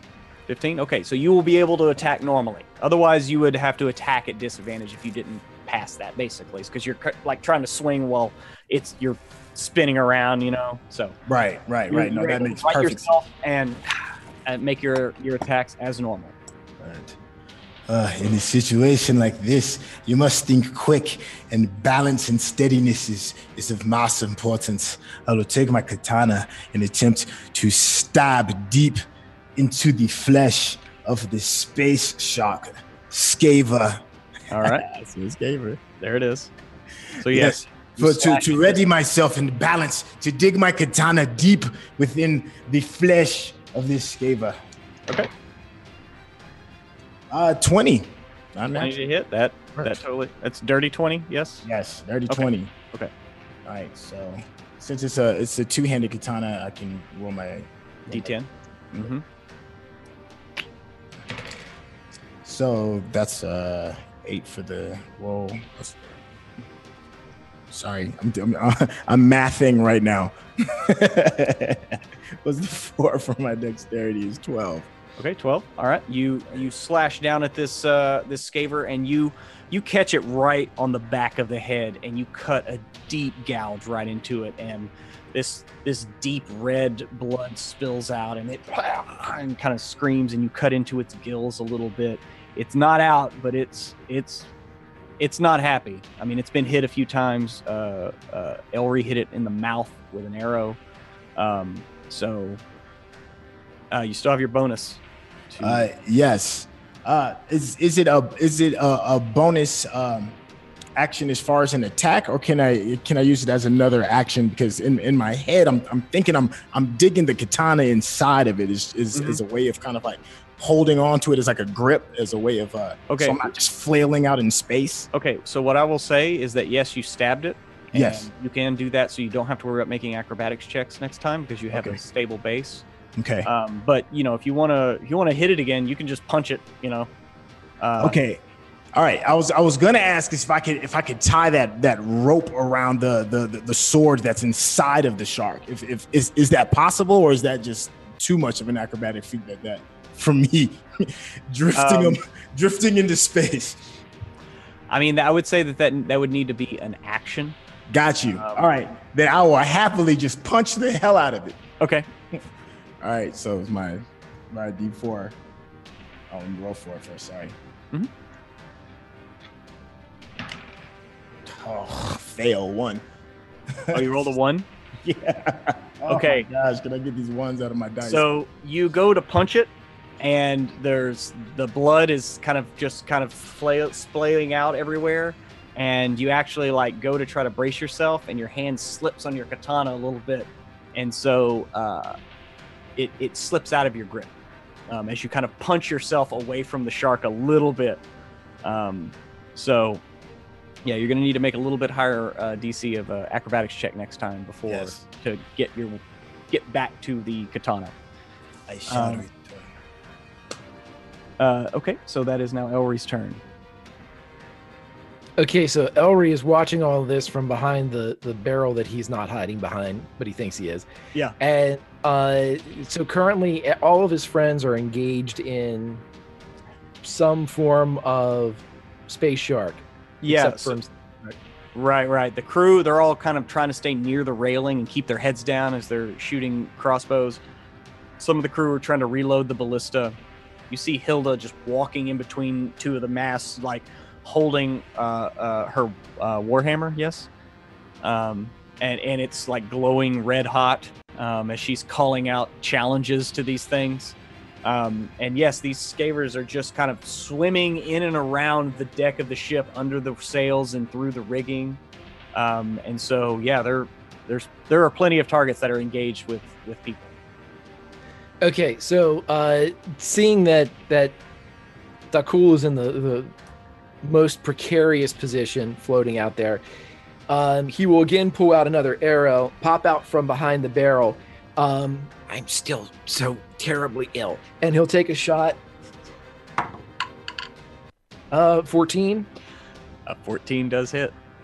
Okay, so that's terrible. Rolling 3.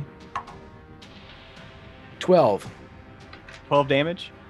Yeah. So yeah, you see Dakul like kind of like had punched and his hand slipped off the katana and he may be like trying to reach for it and this thing is turning around, looks like it's like about to close its jaws over Dakul and your arrow like goes right in its mouth and just and it just, you hit it and it shudders and then goes still and just kind of sits there floating in space.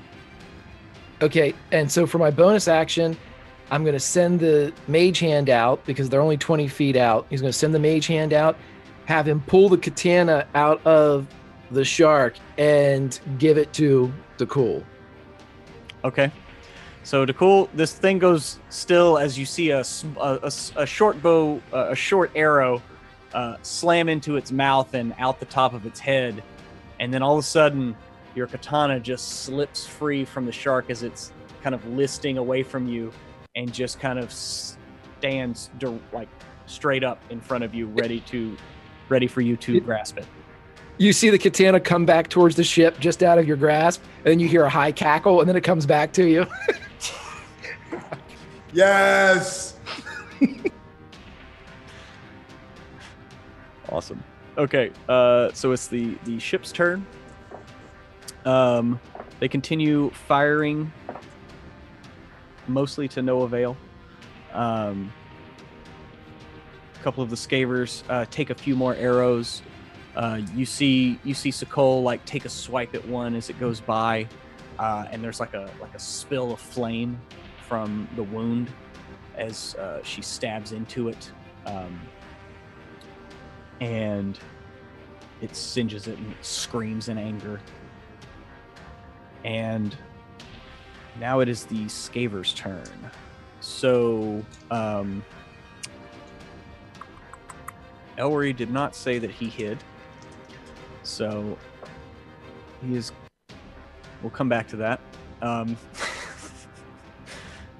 E404, got a 21 to hit you. Yeah.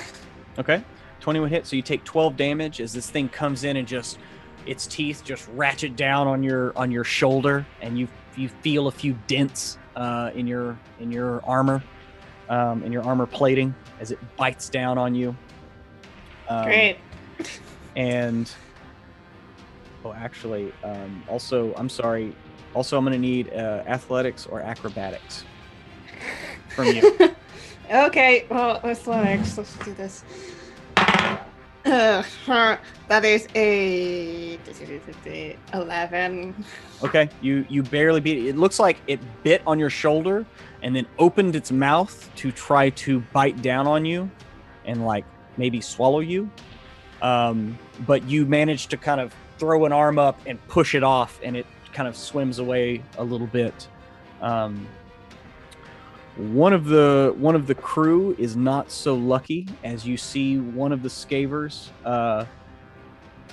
basically come down on an older dwarven gentleman, and like bites down on him, and you just kind of see the dwarf's legs out, and then it opens its mouth as it lifts up and swallows the dwarf.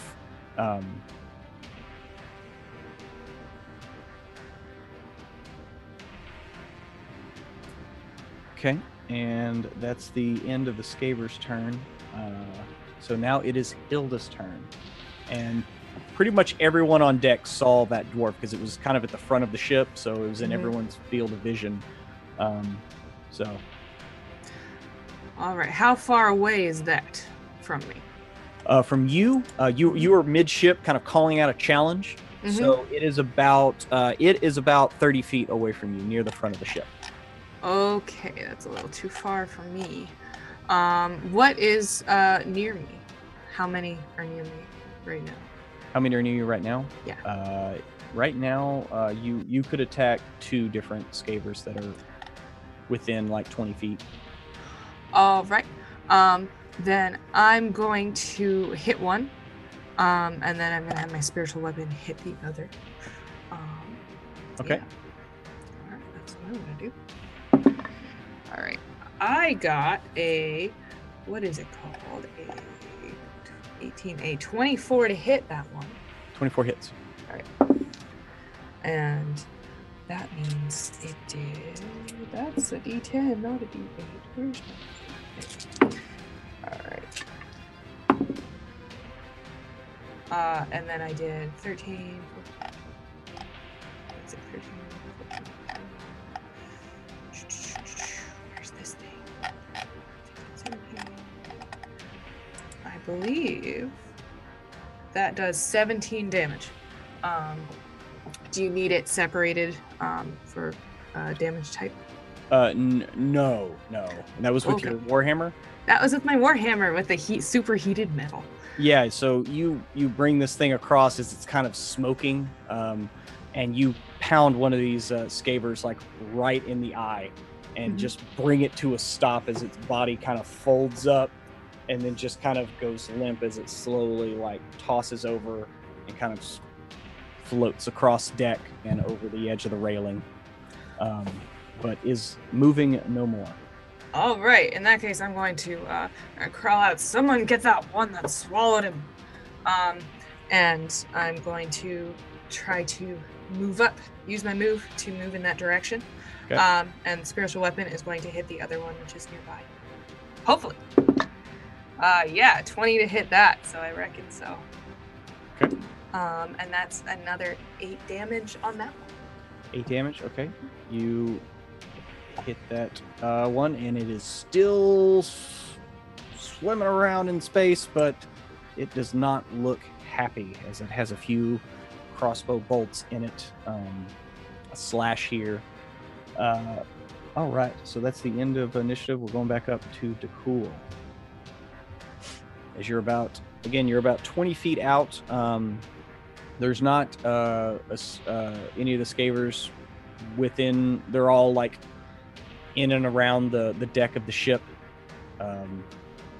harassing the crew. Yes, okay. Well, I'm going to sheath my sword so I can have both of my hands available to pull the rope that is attached to me off deck so I can fly back to the ship and help my fellow comrades.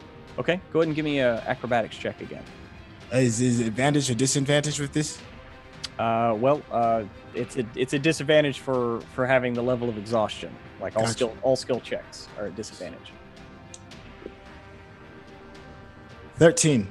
13. Okay, you manage to pull yourself back to the ship, and pull yourself up on deck. And that pretty much uses all of your movement just to be able to get back there and get on deck.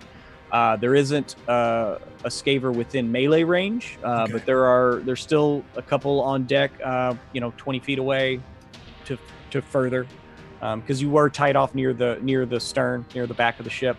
So there's a scaver about 20 feet, and then another one about 40, and then 50, 60, closer to the front of the ship. Cool. I want to make sure I yell out to Elder, you fantastic man, you. You're a beast among beasts. And then ready myself. Okay. Do you do anything with your action? Oh, okay. I thought my action. No. That was just your move. That was just your move to pull yourself back.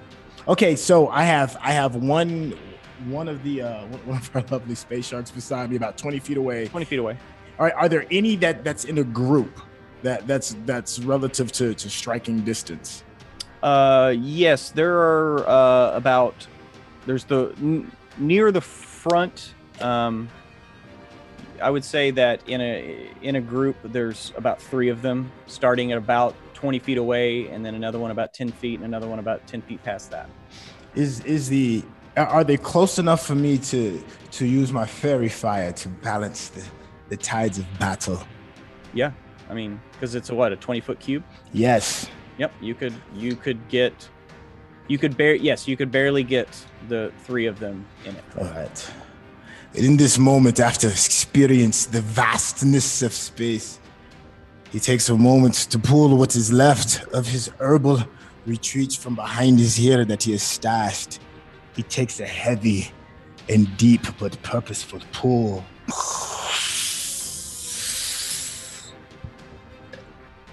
And persists to push the smoke towards the 3 soon-to-be slain sharks. Okay, and that's a dexterity save, right? Yes. What's your DC on that? 4. No, excuse me, 6. I'm sorry. No, wait. It's 8 plus. What's your charisma modifier? It is. Where's my charisma? Oh, 2. 2. So it's 2 plus 2 plus 8, so 12. Oh, well, excuse me. No worries. Okay, so 2 of them, as they're swimming through this smoke, kind of start like coughing, and just like smoke is coming out of their gills and it's like clinging to them. But one of them kind of kicks his fins and knocks the smoke away and is not affected. But you did get the one that had swallowed the dwarf. Okay. Okay, so that's the end of your turn. So now that it is Elry's turn. Okay, so the image of having herb provide fairy fire is like the greatest thing in the history of ever, man. Yeah, when you told me about that, I was like, yeah. That is the best thing I've heard in so long. Okay, I think we're going to call it fairy fog. nice, I love it. Fairy haze. Yeah.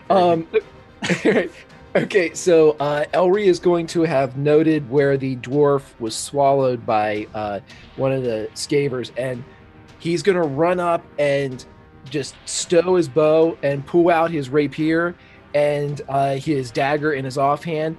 He's going to flip it around and jump onto the top of the shark, the scaver, and try to bring it down. So okay. I'm going to use, I get advantage on this attack, correct? Yes, you do. Okay.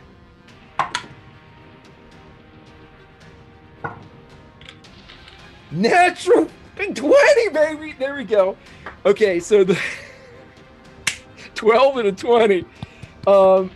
Okay, so I get double dice on everything, right? On everything. I know. Oh, let's go. Okay. Blah, blah, blah, blah. See, Trey, already worth it. 13. That's what I'm talking about. Yes. 27 with the rapier. Holy shit. Oh, okay. Yes.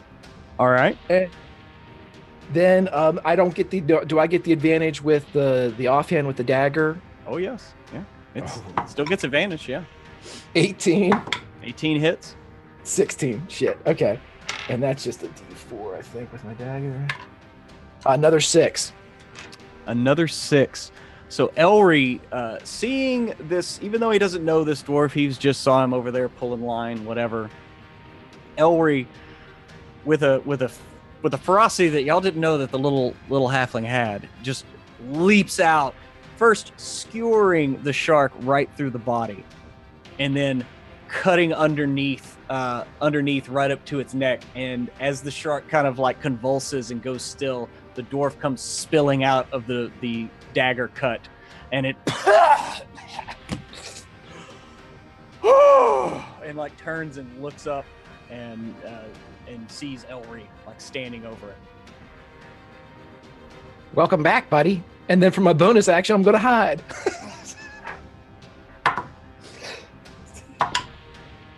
Fucking rogues. 16 and a 13, 21, baby. All right. So he says, welcome back. And then he just it disappears. And he just disappears in the dissipating haze left behind by Dakul. The last puff takes him away. As he's following it, he's going... just fade off into it. All right. Awesome. Okay. So that that one is down. Y'all have, there are 3 of them have now fallen, and the rest are severely hurt. It is the ship's turn. They continue to fire, bringing another one down. And Sokol swipes at one but misses. And then it is now E404's turn. Okay. Is the one that bit me still around? Yeah, it's kind of like right over you. Okay. Looks like it's going to bite you again. Yeah. Eve's eyes start glowing again as very, very bright red as they start glowing too. As termination protocols initiated. And everybody on deck, like, give me a perception check to have heard that, and go ahead. And you just start seeing, very similar to Hilda's warhammer, just start to glow red as their arm transforms into the warhammer, and they are just gonna this freaking space shark. All right. God, my dice don't. Come on, dice. Okay, let's see. That's just a 12. Jeez. A 12 barely hits this thing. Yeah. All right. So that's 10 points of damage, and they also take the 2 extra from being in my aura. Okay. Yeah, you come up and you hit it on the underside, on its belly, and it kind of knock the not air. I mean, you're not really sure what. It's a cavity, so you closed it, and so a rush of air goes out of its mouth, and you see its side kind of start to smoke and sizzle a little bit. And that is your turn. It is the Scavers. So the ones that are remaining, there are 3 that are remaining. The one that you just hit, E, it's going to breathe a puff of noxious gas at you. So make a Constitution save versus poison, or don't. I do. I just get advantage. Okay. Again.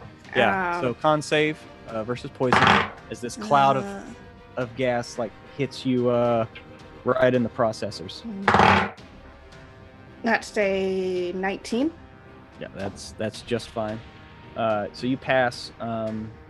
You take 3 poison. I take half poison damage. Okay, too. 3. So you take 1 poison damage, but you are not poisoned.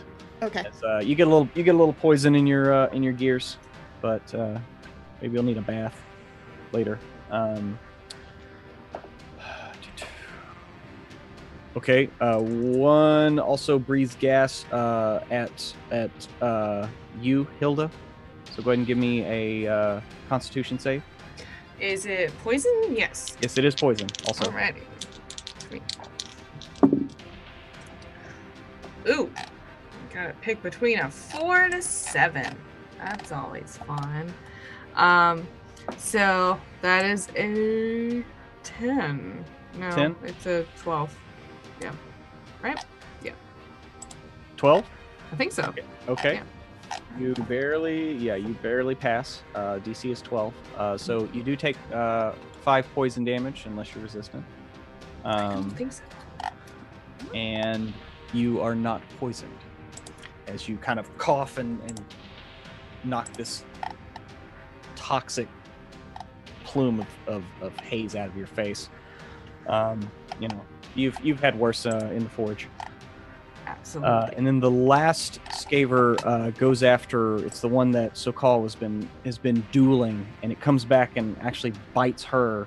And it looks like it's struggling to try to swallow her. But they are kind of locked in a stalemate as it has one of her arms like in its mouth, and she's like going to stab it. So Hilda, it is your turn. All right. First, it's gonna have the spiritual weapon go first. It's gonna whip around to. It's just the one left, yes? No. There are three. There's There are one three. There's one that's on E404 right now. Mhm. There's one that is still has smoke trailing off of it from Dakul's spell. Right. It's a little bit further away from you, and then there's Sokal is about 15 feet away from you, and she basically has she is shoulder deep inside the mouth of Skaver right now. Oh, well, I'm not going to fucking help her. So I'm going to, the spiritual weapon is going to go at the one that is all high on drugs. And Okay. it's going to whip around. It's going to go as fast as it can. And I don't think it's even going to take a swing. It's just going to try to just thwap right into it. Fly through it like Thor's hammer. Just exactly like that. Oh yeah, I'm with you. Picking up what I'm putting down. Yeah. All right, so let's see. All right, 22 to hit. Oh yeah. Yeah. That's a hit. All right, and that is 9 force damage on that poor Sharky. Okay. How do you want to do this? I said, how do you want to do this? How do we want to? I want to say maybe it flips up the spine of it and kind of half fillets the shark. So it's like half your work's already done. Okay. That's what I'm gonna say. Okay. That sound good? Yeah. Yeah. You go All ahead right. and kind of fillet the shark as your hammer kind of runs down it. And Yeah. It bounces off the deck and is just kind of floating there. And by the way, now that a few of these things are dead, they're all kind of they go off the edge of the deck, and now they're just kind of floating about 5 feet down the hull, all on kind of the same plane and just kind of undulating to a point of equilibrium of the gravity playing through the ship. But yeah, they're all just kind of floating there. And we're back up to the top of the initiative. Well, I didn't go through it. Oh, I'm sorry. My bad. That's right. That was just your spiritual hammer. Just my spiritual weapon. I apologize. Okay. Yeah. So I'm gonna go and hit the one. I guess the one that's with E404. I got a 16 on my perception check to hear that she's flipping out. But she's flipping out. Yeah. You can smell the heated metal coming off of her. And her servos kind of winding up and running at a higher pitch, almost not quite a tea kettle going to being ready, but it's getting close. I think Hilda is interested in this. Probably only seen this a handful of times, and she's probably interested in the mechanical workings. How in the world does this actually happen? Right. And what is perhaps the extent of it, and what better thing to examine than a big fucking space shark that's about to die? So there we go. I'm gonna hit it with my warhammer. Okay. All right. Does a 14 hit? Yes, right? 14 does hit. Alrighty. Let me see. There we go. 11. That is 14 damage, Mr. Pruitt. How do you want to do this one? Okay. So let's say that this is a superheated warhammer. Let's go with a lower mandible hit. Yeah. Something like that. So there's just teeth everywhere. Yeah. So How about that? Yeah. So you run your spiritual weapon down the side of one of these and fillet it, just kind of rip everything off there, and then you bring your burning hot from the furnace warhammer right across this one's mouth that tried to bite and swallow E404, and you take its jaw right off. And I bet it smells delicious. Oh, well, your hammer is already cooking the meat, so it actually is starting to get there. But yeah, you actually run it across the top row of teeth and knock some of them loose, and they're all just kind of now floating and falling to the deck, and some are floating out into space. But it quickly goes still after a few jerks, and that is that. And we are now at the back to the top of the initiative. By the way, on that perception check, people that were on the deck, what did y'all get? That I rolled a asked? 6. You I don't hear rolled a 6 too. You don't hear shit. The hungover guys don't hear anything but the pounding of blood, ears, and the sound of their own stifled regurgitations. Hilda got us. I believe it was a 16. 16. Okay, you heard E404 as her eyes turned red say, what was it that you said? Termination process initiating. You heard that distinctly, and then her eyes turned red, and smoke started trailing out of her ears as the servos wound up, and you see the outside of her armor start to glow just a faint red, and as she starts to give off that heat. I should be fair and say that Hilda is taking 2 points of fire damage if you're close by the enough way, to- and Hilda, you have been around the forge, and E404 is almost as hot as a forge right now. As you feel the heat radiating off. It's like another day at work. All right, duly noted. I think, given what's happening, it is interesting enough to deal with. Okay. So now we are back to the top of the initiative. We're back to Dakul. Right. And I think there's 2 sharks still available, right? 2. No, there is only one. Because Hilda just finished 2 of them off, and on her turn. Yes. She's a You beast, you. she's a badass. Clerics And are so the best. there's just the one that is engaged with Sokol right now, and like I said, her arm is it's biting down right at her shoulder, and she's like screaming. Her hair's coming loose from the bun that she keeps it in, and starting to fall down around her shoulders as she's like trying to stab at this shark. And oddly enough, Dakul, you notice the fletching of the first arrow that you fired at the beginning of this combat is stuck right in the side of this, and you see Elry's on the other side, and this is the first scaver that you attacked. What's the distance? What's the closing distance from me and the scaver? You're kind of at the back of the ship, and they're at midship, so I would say like 30 feet. Okay, so I can close that. All right. Oh yeah. All right. Well, I'm gonna go ahead and finish our little jaws, fake space jaws out.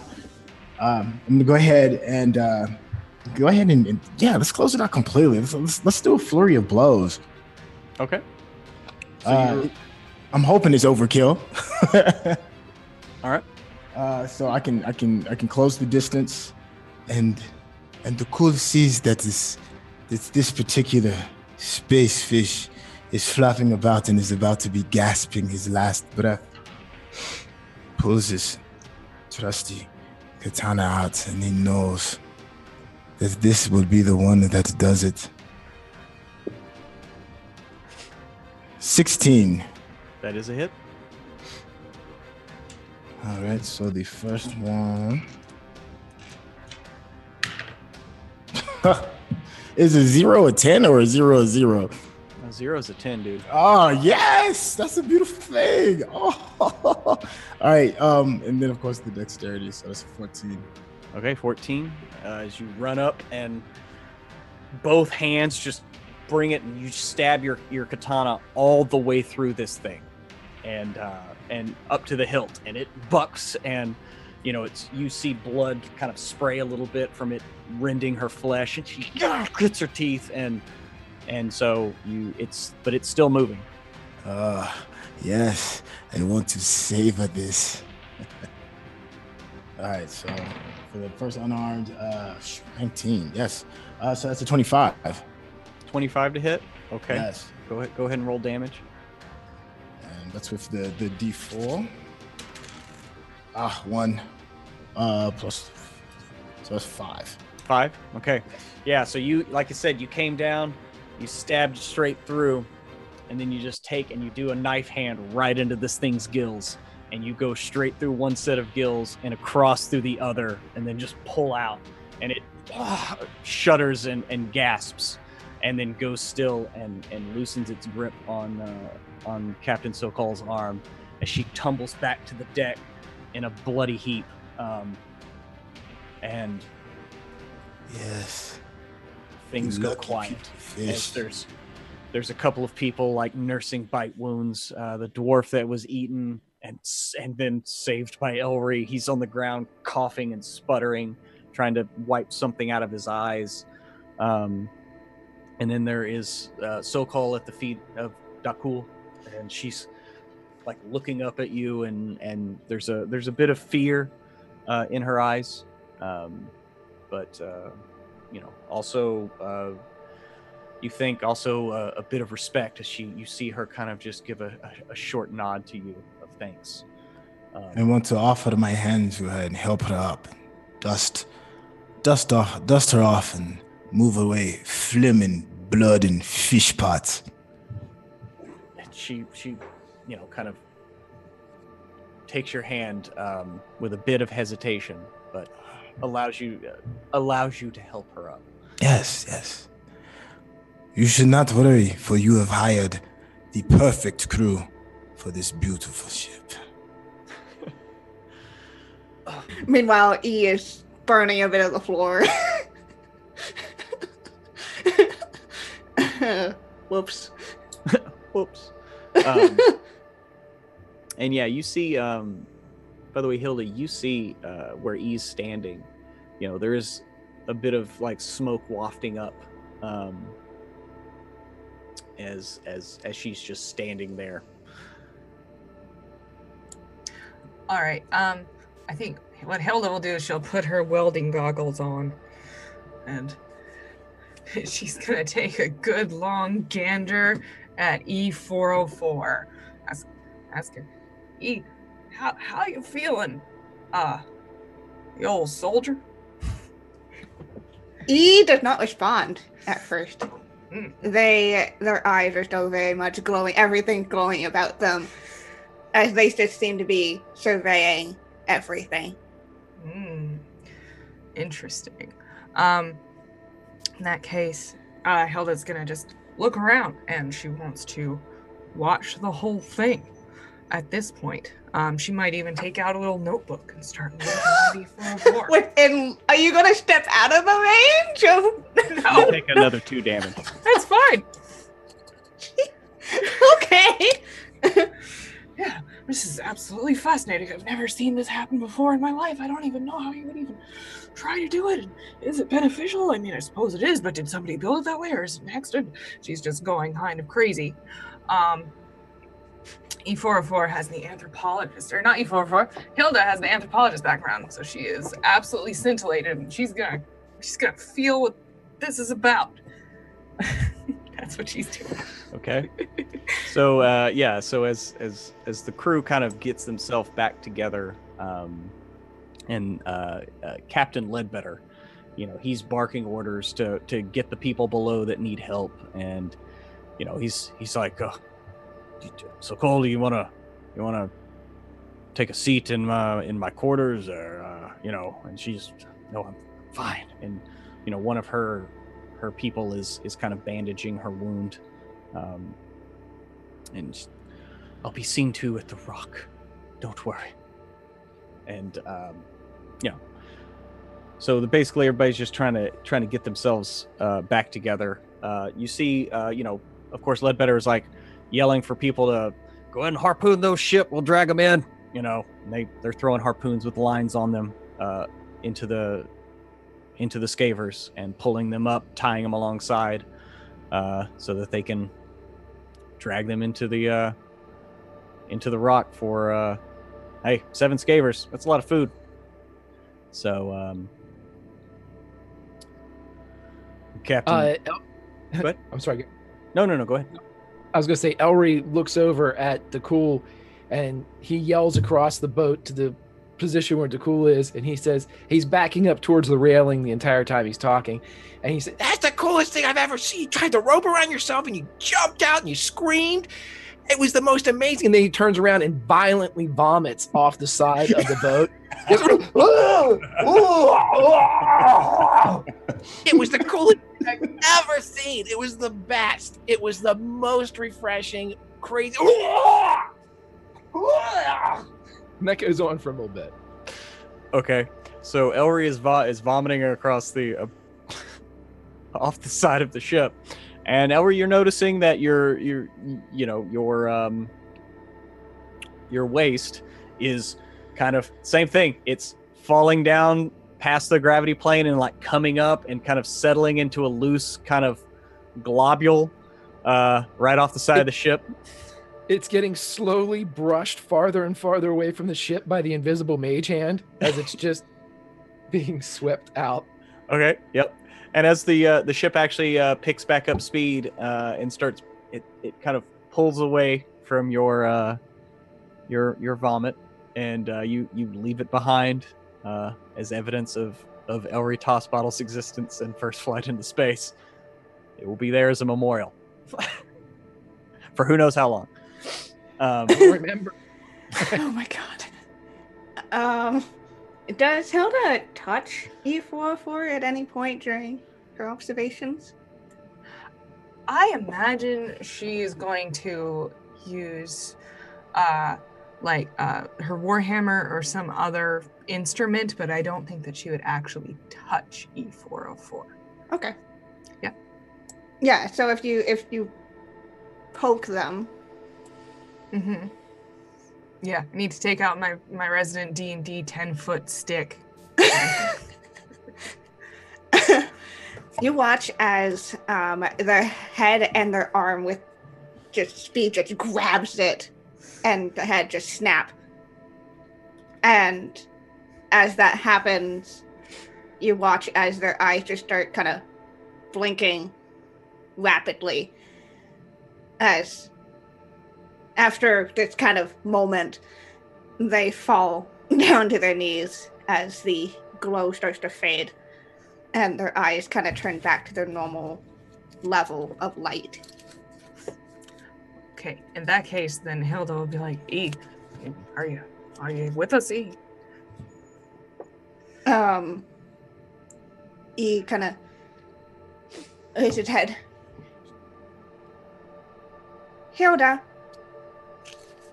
what happened? E404, that was amazing. I can't even tell you. You have no idea what you just did? I do not know what you are talking about. Oh, we have a lot of things to do, E. You have no idea. Well, what you did, you were very helpful. You helped your crew, and you helped us out of a bind. And you did a bunch of things that I find very confusing, and we're gonna figure it out together. I am glad that you are with me. And they're kind of just looking, and you watch as the arm turns back into an arm. Okay. All right. That's already. We'll always be together, just like this. Make sure you're always helpful. And that this gets even better. Oh my gosh. She's as excited as any of you have ever seen her. And in your excitement, Emma, go ahead and give me a perception check. Okie dokie. Just a second. Get over here. That is a 14. 14. Yeah, you're excited and you're kind of moving around E and looking at her from different sides and everything. And as you're discussing all of this, you do kind of look across and on the stairs that are going up to the stern of the ship, about 15 feet away or so. I mean, you see Captain SoCal like looking at both of you with an arched eyebrow as she's being tended to. All right. Well, I'll look right back at her and arch an eyebrow myself, which of course I can't do what I'm trying to. Oh. I'll try. And I'm going to start paying attention to E404. They matter so much more than that asshole. They also have a giant bite in their shoulder. That is a thing you will notice. Yeah, you do notice like teeth, like indentations from the teeth in the metal of E404's shoulder. Oh, well, if that is the case, this is a good opportunity to see if regular healing will work on E404, or whether I'm going to have to like patch you up and put you in a tank of oil or something. She is going to Just dunk them in oil. Just yeah. I imagine it would have to be like superheated oil, like it has to be up to like 750 degrees. It's like how you season like a cast iron pan. And then bury you in the earth for like 4 days. That could work. But I'm going to try curing wounds on you and seeing what happens. Okay. Well, you cast Cure Wounds, and it. Well, how much do you? How much do you heal Max, for? 10 hit points. 10 hit points, and how far were you down? How far were you down, E? I was down 12. We're down 12. Okay. You see some of the wounds kind of pop out a little bit, not as much as you would expect. Yeah, you heal for 5, and so it like you knew that you worship the forge and the act of creation itself, and you poured your heart into that spell, and you kind of felt it just kind of not take hold like it should have. It does kind of bring a few of her like little brackets together, and and pop out a couple of dents, but there's still quite a bit of damage there. In that case, I would like to try to mend like one small puncture and see if that does anything. So she probably will get a little bit of oil out and sort of anoint it in a fashion and see if that does anything, because that's how you would heal up something that is not alive. Okay. And if not that, then she's gonna rip your whole chest piece off. Sorry. Great. Thought you had to worry about the This other is door. fine. Well, that escalated quickly. This is fine. This is fine. Flames everywhere. Yeah.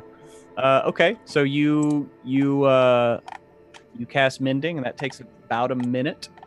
Mm-hmm. And I will say that if you cast mending on E, you can expend 1 hit die to heal. Cool.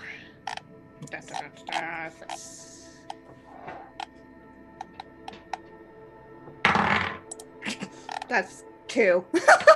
Well, plus So- your con mod. Yeah. Oh, okay. That's 5. Then. 5. Okay. So you heal a further 5, and again, a couple of seams that were ripped kind of pop back into place, and a few dents pop out, and that does seem to help. Yeah, they're fine. You still see a couple of dents, but it adds to the collection of dents they already have. Nice. Well, we'll work all those out for you when we have some time, Eve. This is absolutely fascinating. So many notes to write, things to try. It's gonna be great. Try to take off your shoulder at some point for me, will you? I think you can just hammer it all out. It's gonna be beautiful. They're gonna like. I do not know. I will try later. Should we find our friends? Oh yeah, those living things. Yeah, let's see. Yeah, you look across the deck, and there's Elry is just finishing up retching over the side. Dakul, yeah, Dakul is I don't know, Dakul. What are you doing as you see Hilda over there like mending? It looks like she's doing a little mending or casting on E, and Elry's finishing up. You There's have a man who is at his feet, placed firmly upon the ground. All of this, everything from the boarding of a ship that looks like a magnificent rose to being launched into space and fighting space fish with vicious teeth, to seeing my friends mend themselves. If there has ever been an opportunity or a time to roll up and take a moment to pause and properly reflect, it would be this particular moment. Okay, so Hilda, you see Dakul up at the top of the stairs reflecting. and meditating. Again, the dwarven captain is yelling for his crew. They're pretty much stowed the scavers' carcasses back to the back of the ship or being dragged behind it. He doesn't want to get the brand new ship all as dirty as it. It already has quite a bit of blood splayed out on the deck, and so he's ordering that to be cleaned up. And y'all begin heading on towards the rock and the space station that exists here, and it slowly starts to come into view, getting larger and larger, and you actually start to see a couple of ships coming in and departing. It's kind of an oblong structure with a part cut out, and you see a large open docking area there in the center, and then next to it on each side are some more conventional looking docks for ships that can't land on land, much like the Dawn Rose. And so y'all begin pulling closer and pull up to one of these docks, and there's looks like a row of officials there waiting for the arrival of this ship. And Zofia Sill comes out from below decks and kind of looks around at everything. And, oh, well, there was quite a bit of excitement as it was, eh? She kind of walks up to the four of y'all as you are pulling into the docks. I have a question. And is Captain Ledbetter around too? Yeah, he's not far away. He's he's yelling for them to bring those lines in, moor the ship, draw up the sails, and he's about 10-15 feet away. I know that in regular traditional sailing waters, that sharks and great beasts and predators of this like have a bounty of some such on their heads. So whenever one is killed and you bring it into port, you are rewarded by the local populace for ridding their waters of a dangerous beast. I was wondering if there were said bounties on these crazy things. Oh, well, I'm actually not sure of the bartering of such things in Ledbetter. And he turns around. He's like, "Oh yeah, I don't remember the going rate right now. I think it's maybe like five gold ahead. If you can prove you killed it." Well, I have witnesses, especially that guy that I cut out and he fell out. He saw me do that, like from the inside, which is a kind of a bird's eye. And then my captain over there crushed two of them in like the span of 6 seconds. And my other buddy cut the head off of one and then pushed his hand through with his fist. So we all saw that. And it's 5. And then what's the going rate for the meat on these things? I tell you what we'll do is we'll split it 1/3 for you guys, 2/3 for us, because you did have like the line and the tack and things that you used for it. So that's a lot of labor on your part. It's pretty intensive. And you carried it in here on the rows. So I figure a good 66-33 split on the actual meat. But then the kill stuff, that has to go to the killer because that's just the way the law works, And he just like stares at you from, he's only about not quite a foot taller than you, but he's just kind of like got his head cocked aside. And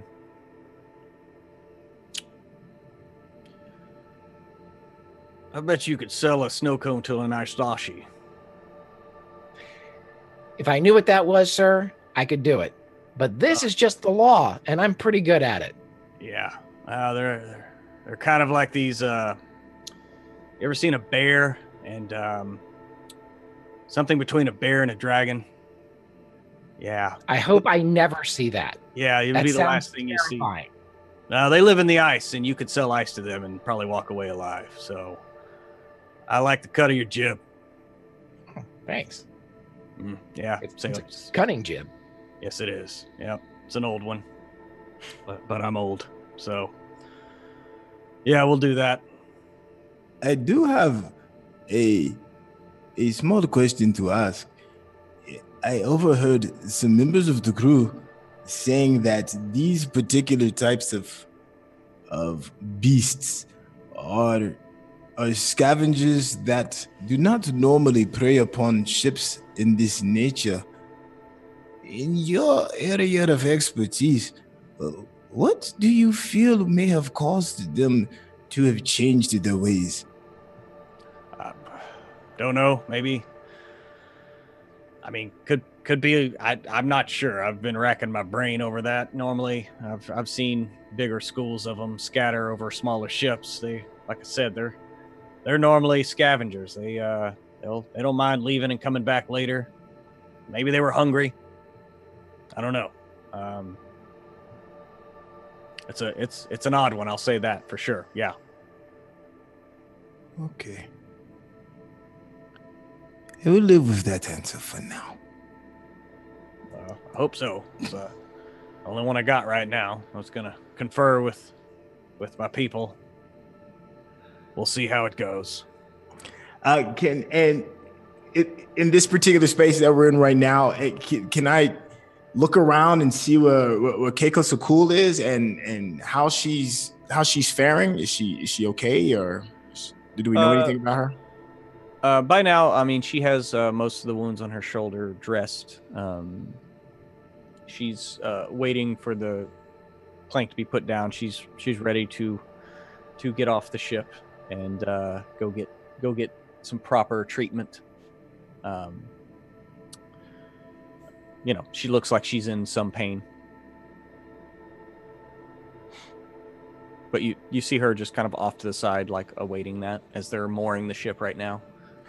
Am I out of turn with all of this? I just wanted to. Yeah, we're not in any kind of initiative order. It's just, pulling up. You do whatever you want. I wanted to go over to Keiko and ask if she needs any additional help in order to make her wounds feel not as bad or additional help to get us to wherever our destination is. Just an offering hand, a courtesy of friendship, if you will.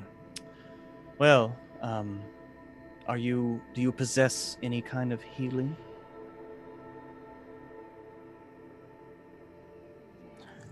I am a small healer with help with my medicinal herbs. However, my former captain, Hilda, is much more proficient at healing. It would be no problem at all for me to ask her to help tend your wounds, and maybe we have a small conversation as you heal. She kind of like looks over your shoulder at Hilda, and she's like, very well, if she is amenable to this. Hilda, do you have a moment? Sure, cool. She saunters over.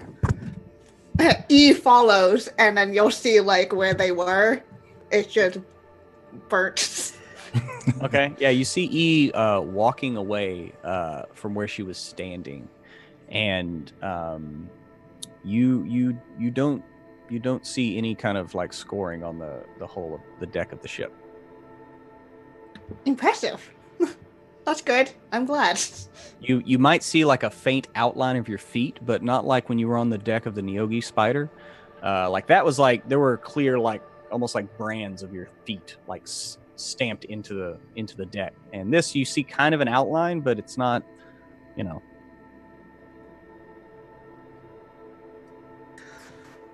What can I do for you, Dakul? Yes, Miss Sakul here might need a better tending hand than what is offered her on this ship. Can you help tend her wounds while we just sit for a moment and relax? Miss Sakul, I am very curious. On our first voyage, it has been such an eventful past couple of days. We have had everything from spiders to sharks attaching us. Is there anything that you can say or know that can maybe help make this madness a little more better to understand? She kind of like, I mean, this is life out here. There's a reason why we have all these defense forces. There are horrors unimaginable that lie in wait just beyond each one of these celestial bodies. I mean, I have seen things that if this is madness to you, then I have seen things that would break your mind. Oh, I am not sure if I'm prepared for the mind breaking. Oh, our next endeavor with this magnificent crew. When shall we begin, and/or when shall we rest? Oh, well, do you plan on joining this crew? I mean, this prize, for at least for us, for winning the race, it was just a one-time trip up here. I'm not sure what arrangement that you made with the Baroness, but I cannot speak on behalf of my entire crew. However, personally, I am curious as to what the next step would be, for we have taken much favor upon this beautiful ship. And we would love to know what you intend to do with it next. and she kind of looks at you funny. She's like, well, I don't intend to do anything with it. It is not my ship. It's not part of the FTL fleet. It's captained by Mr. Ledbetter over there. And he kind of yells out, Captain Ledbetter. Right, Captain Ledbetter. Pardon?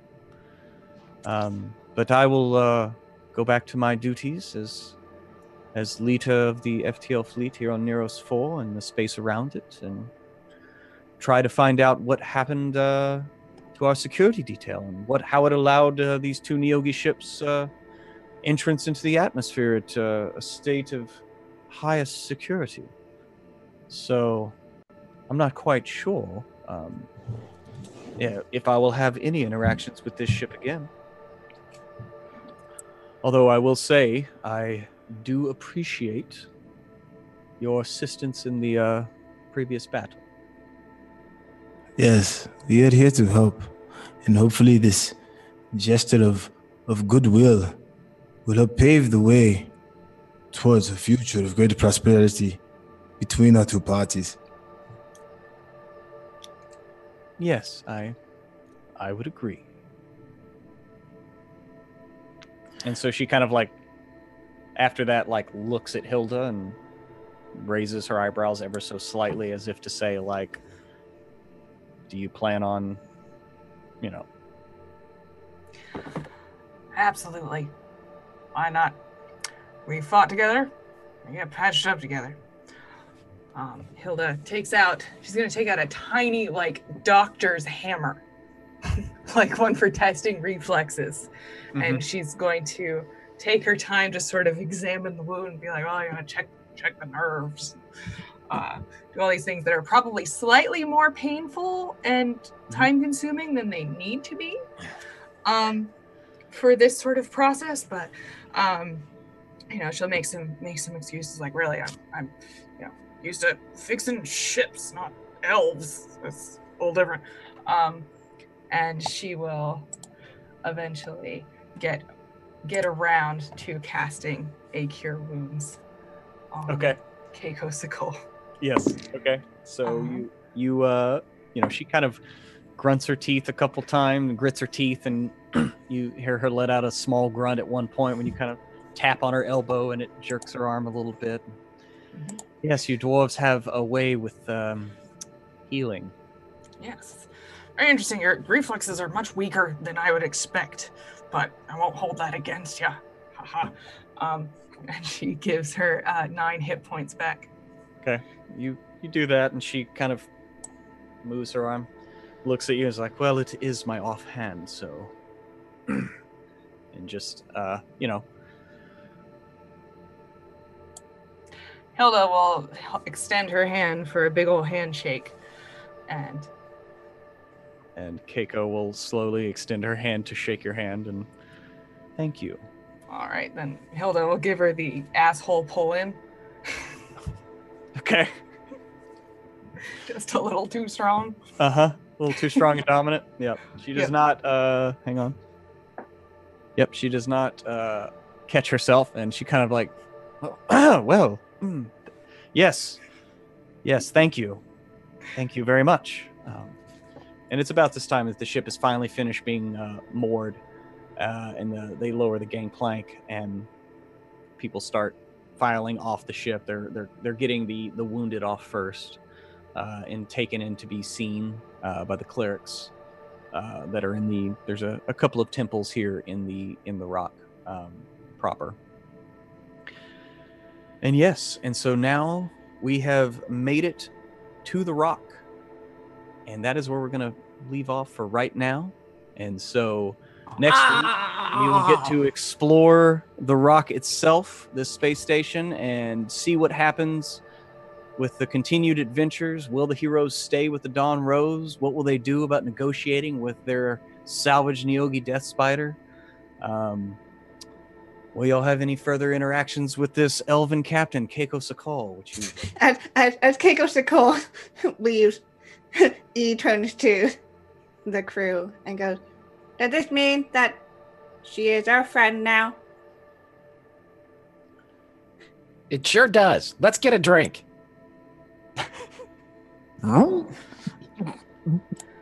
Means she could be.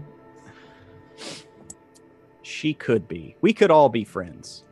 Anyway, so that's where we're going to leave off. Let's run around to the cast and crew. Let's go in reverse order. So I believe that will be Kiana or Greg. Yes, we ended with Greg. Right. So Greg, let us tell us how you felt and where we can find you and all that good jazz. Oh, I had a blast. I look forward to this every week. It is absolutely so much fun playing with you guys.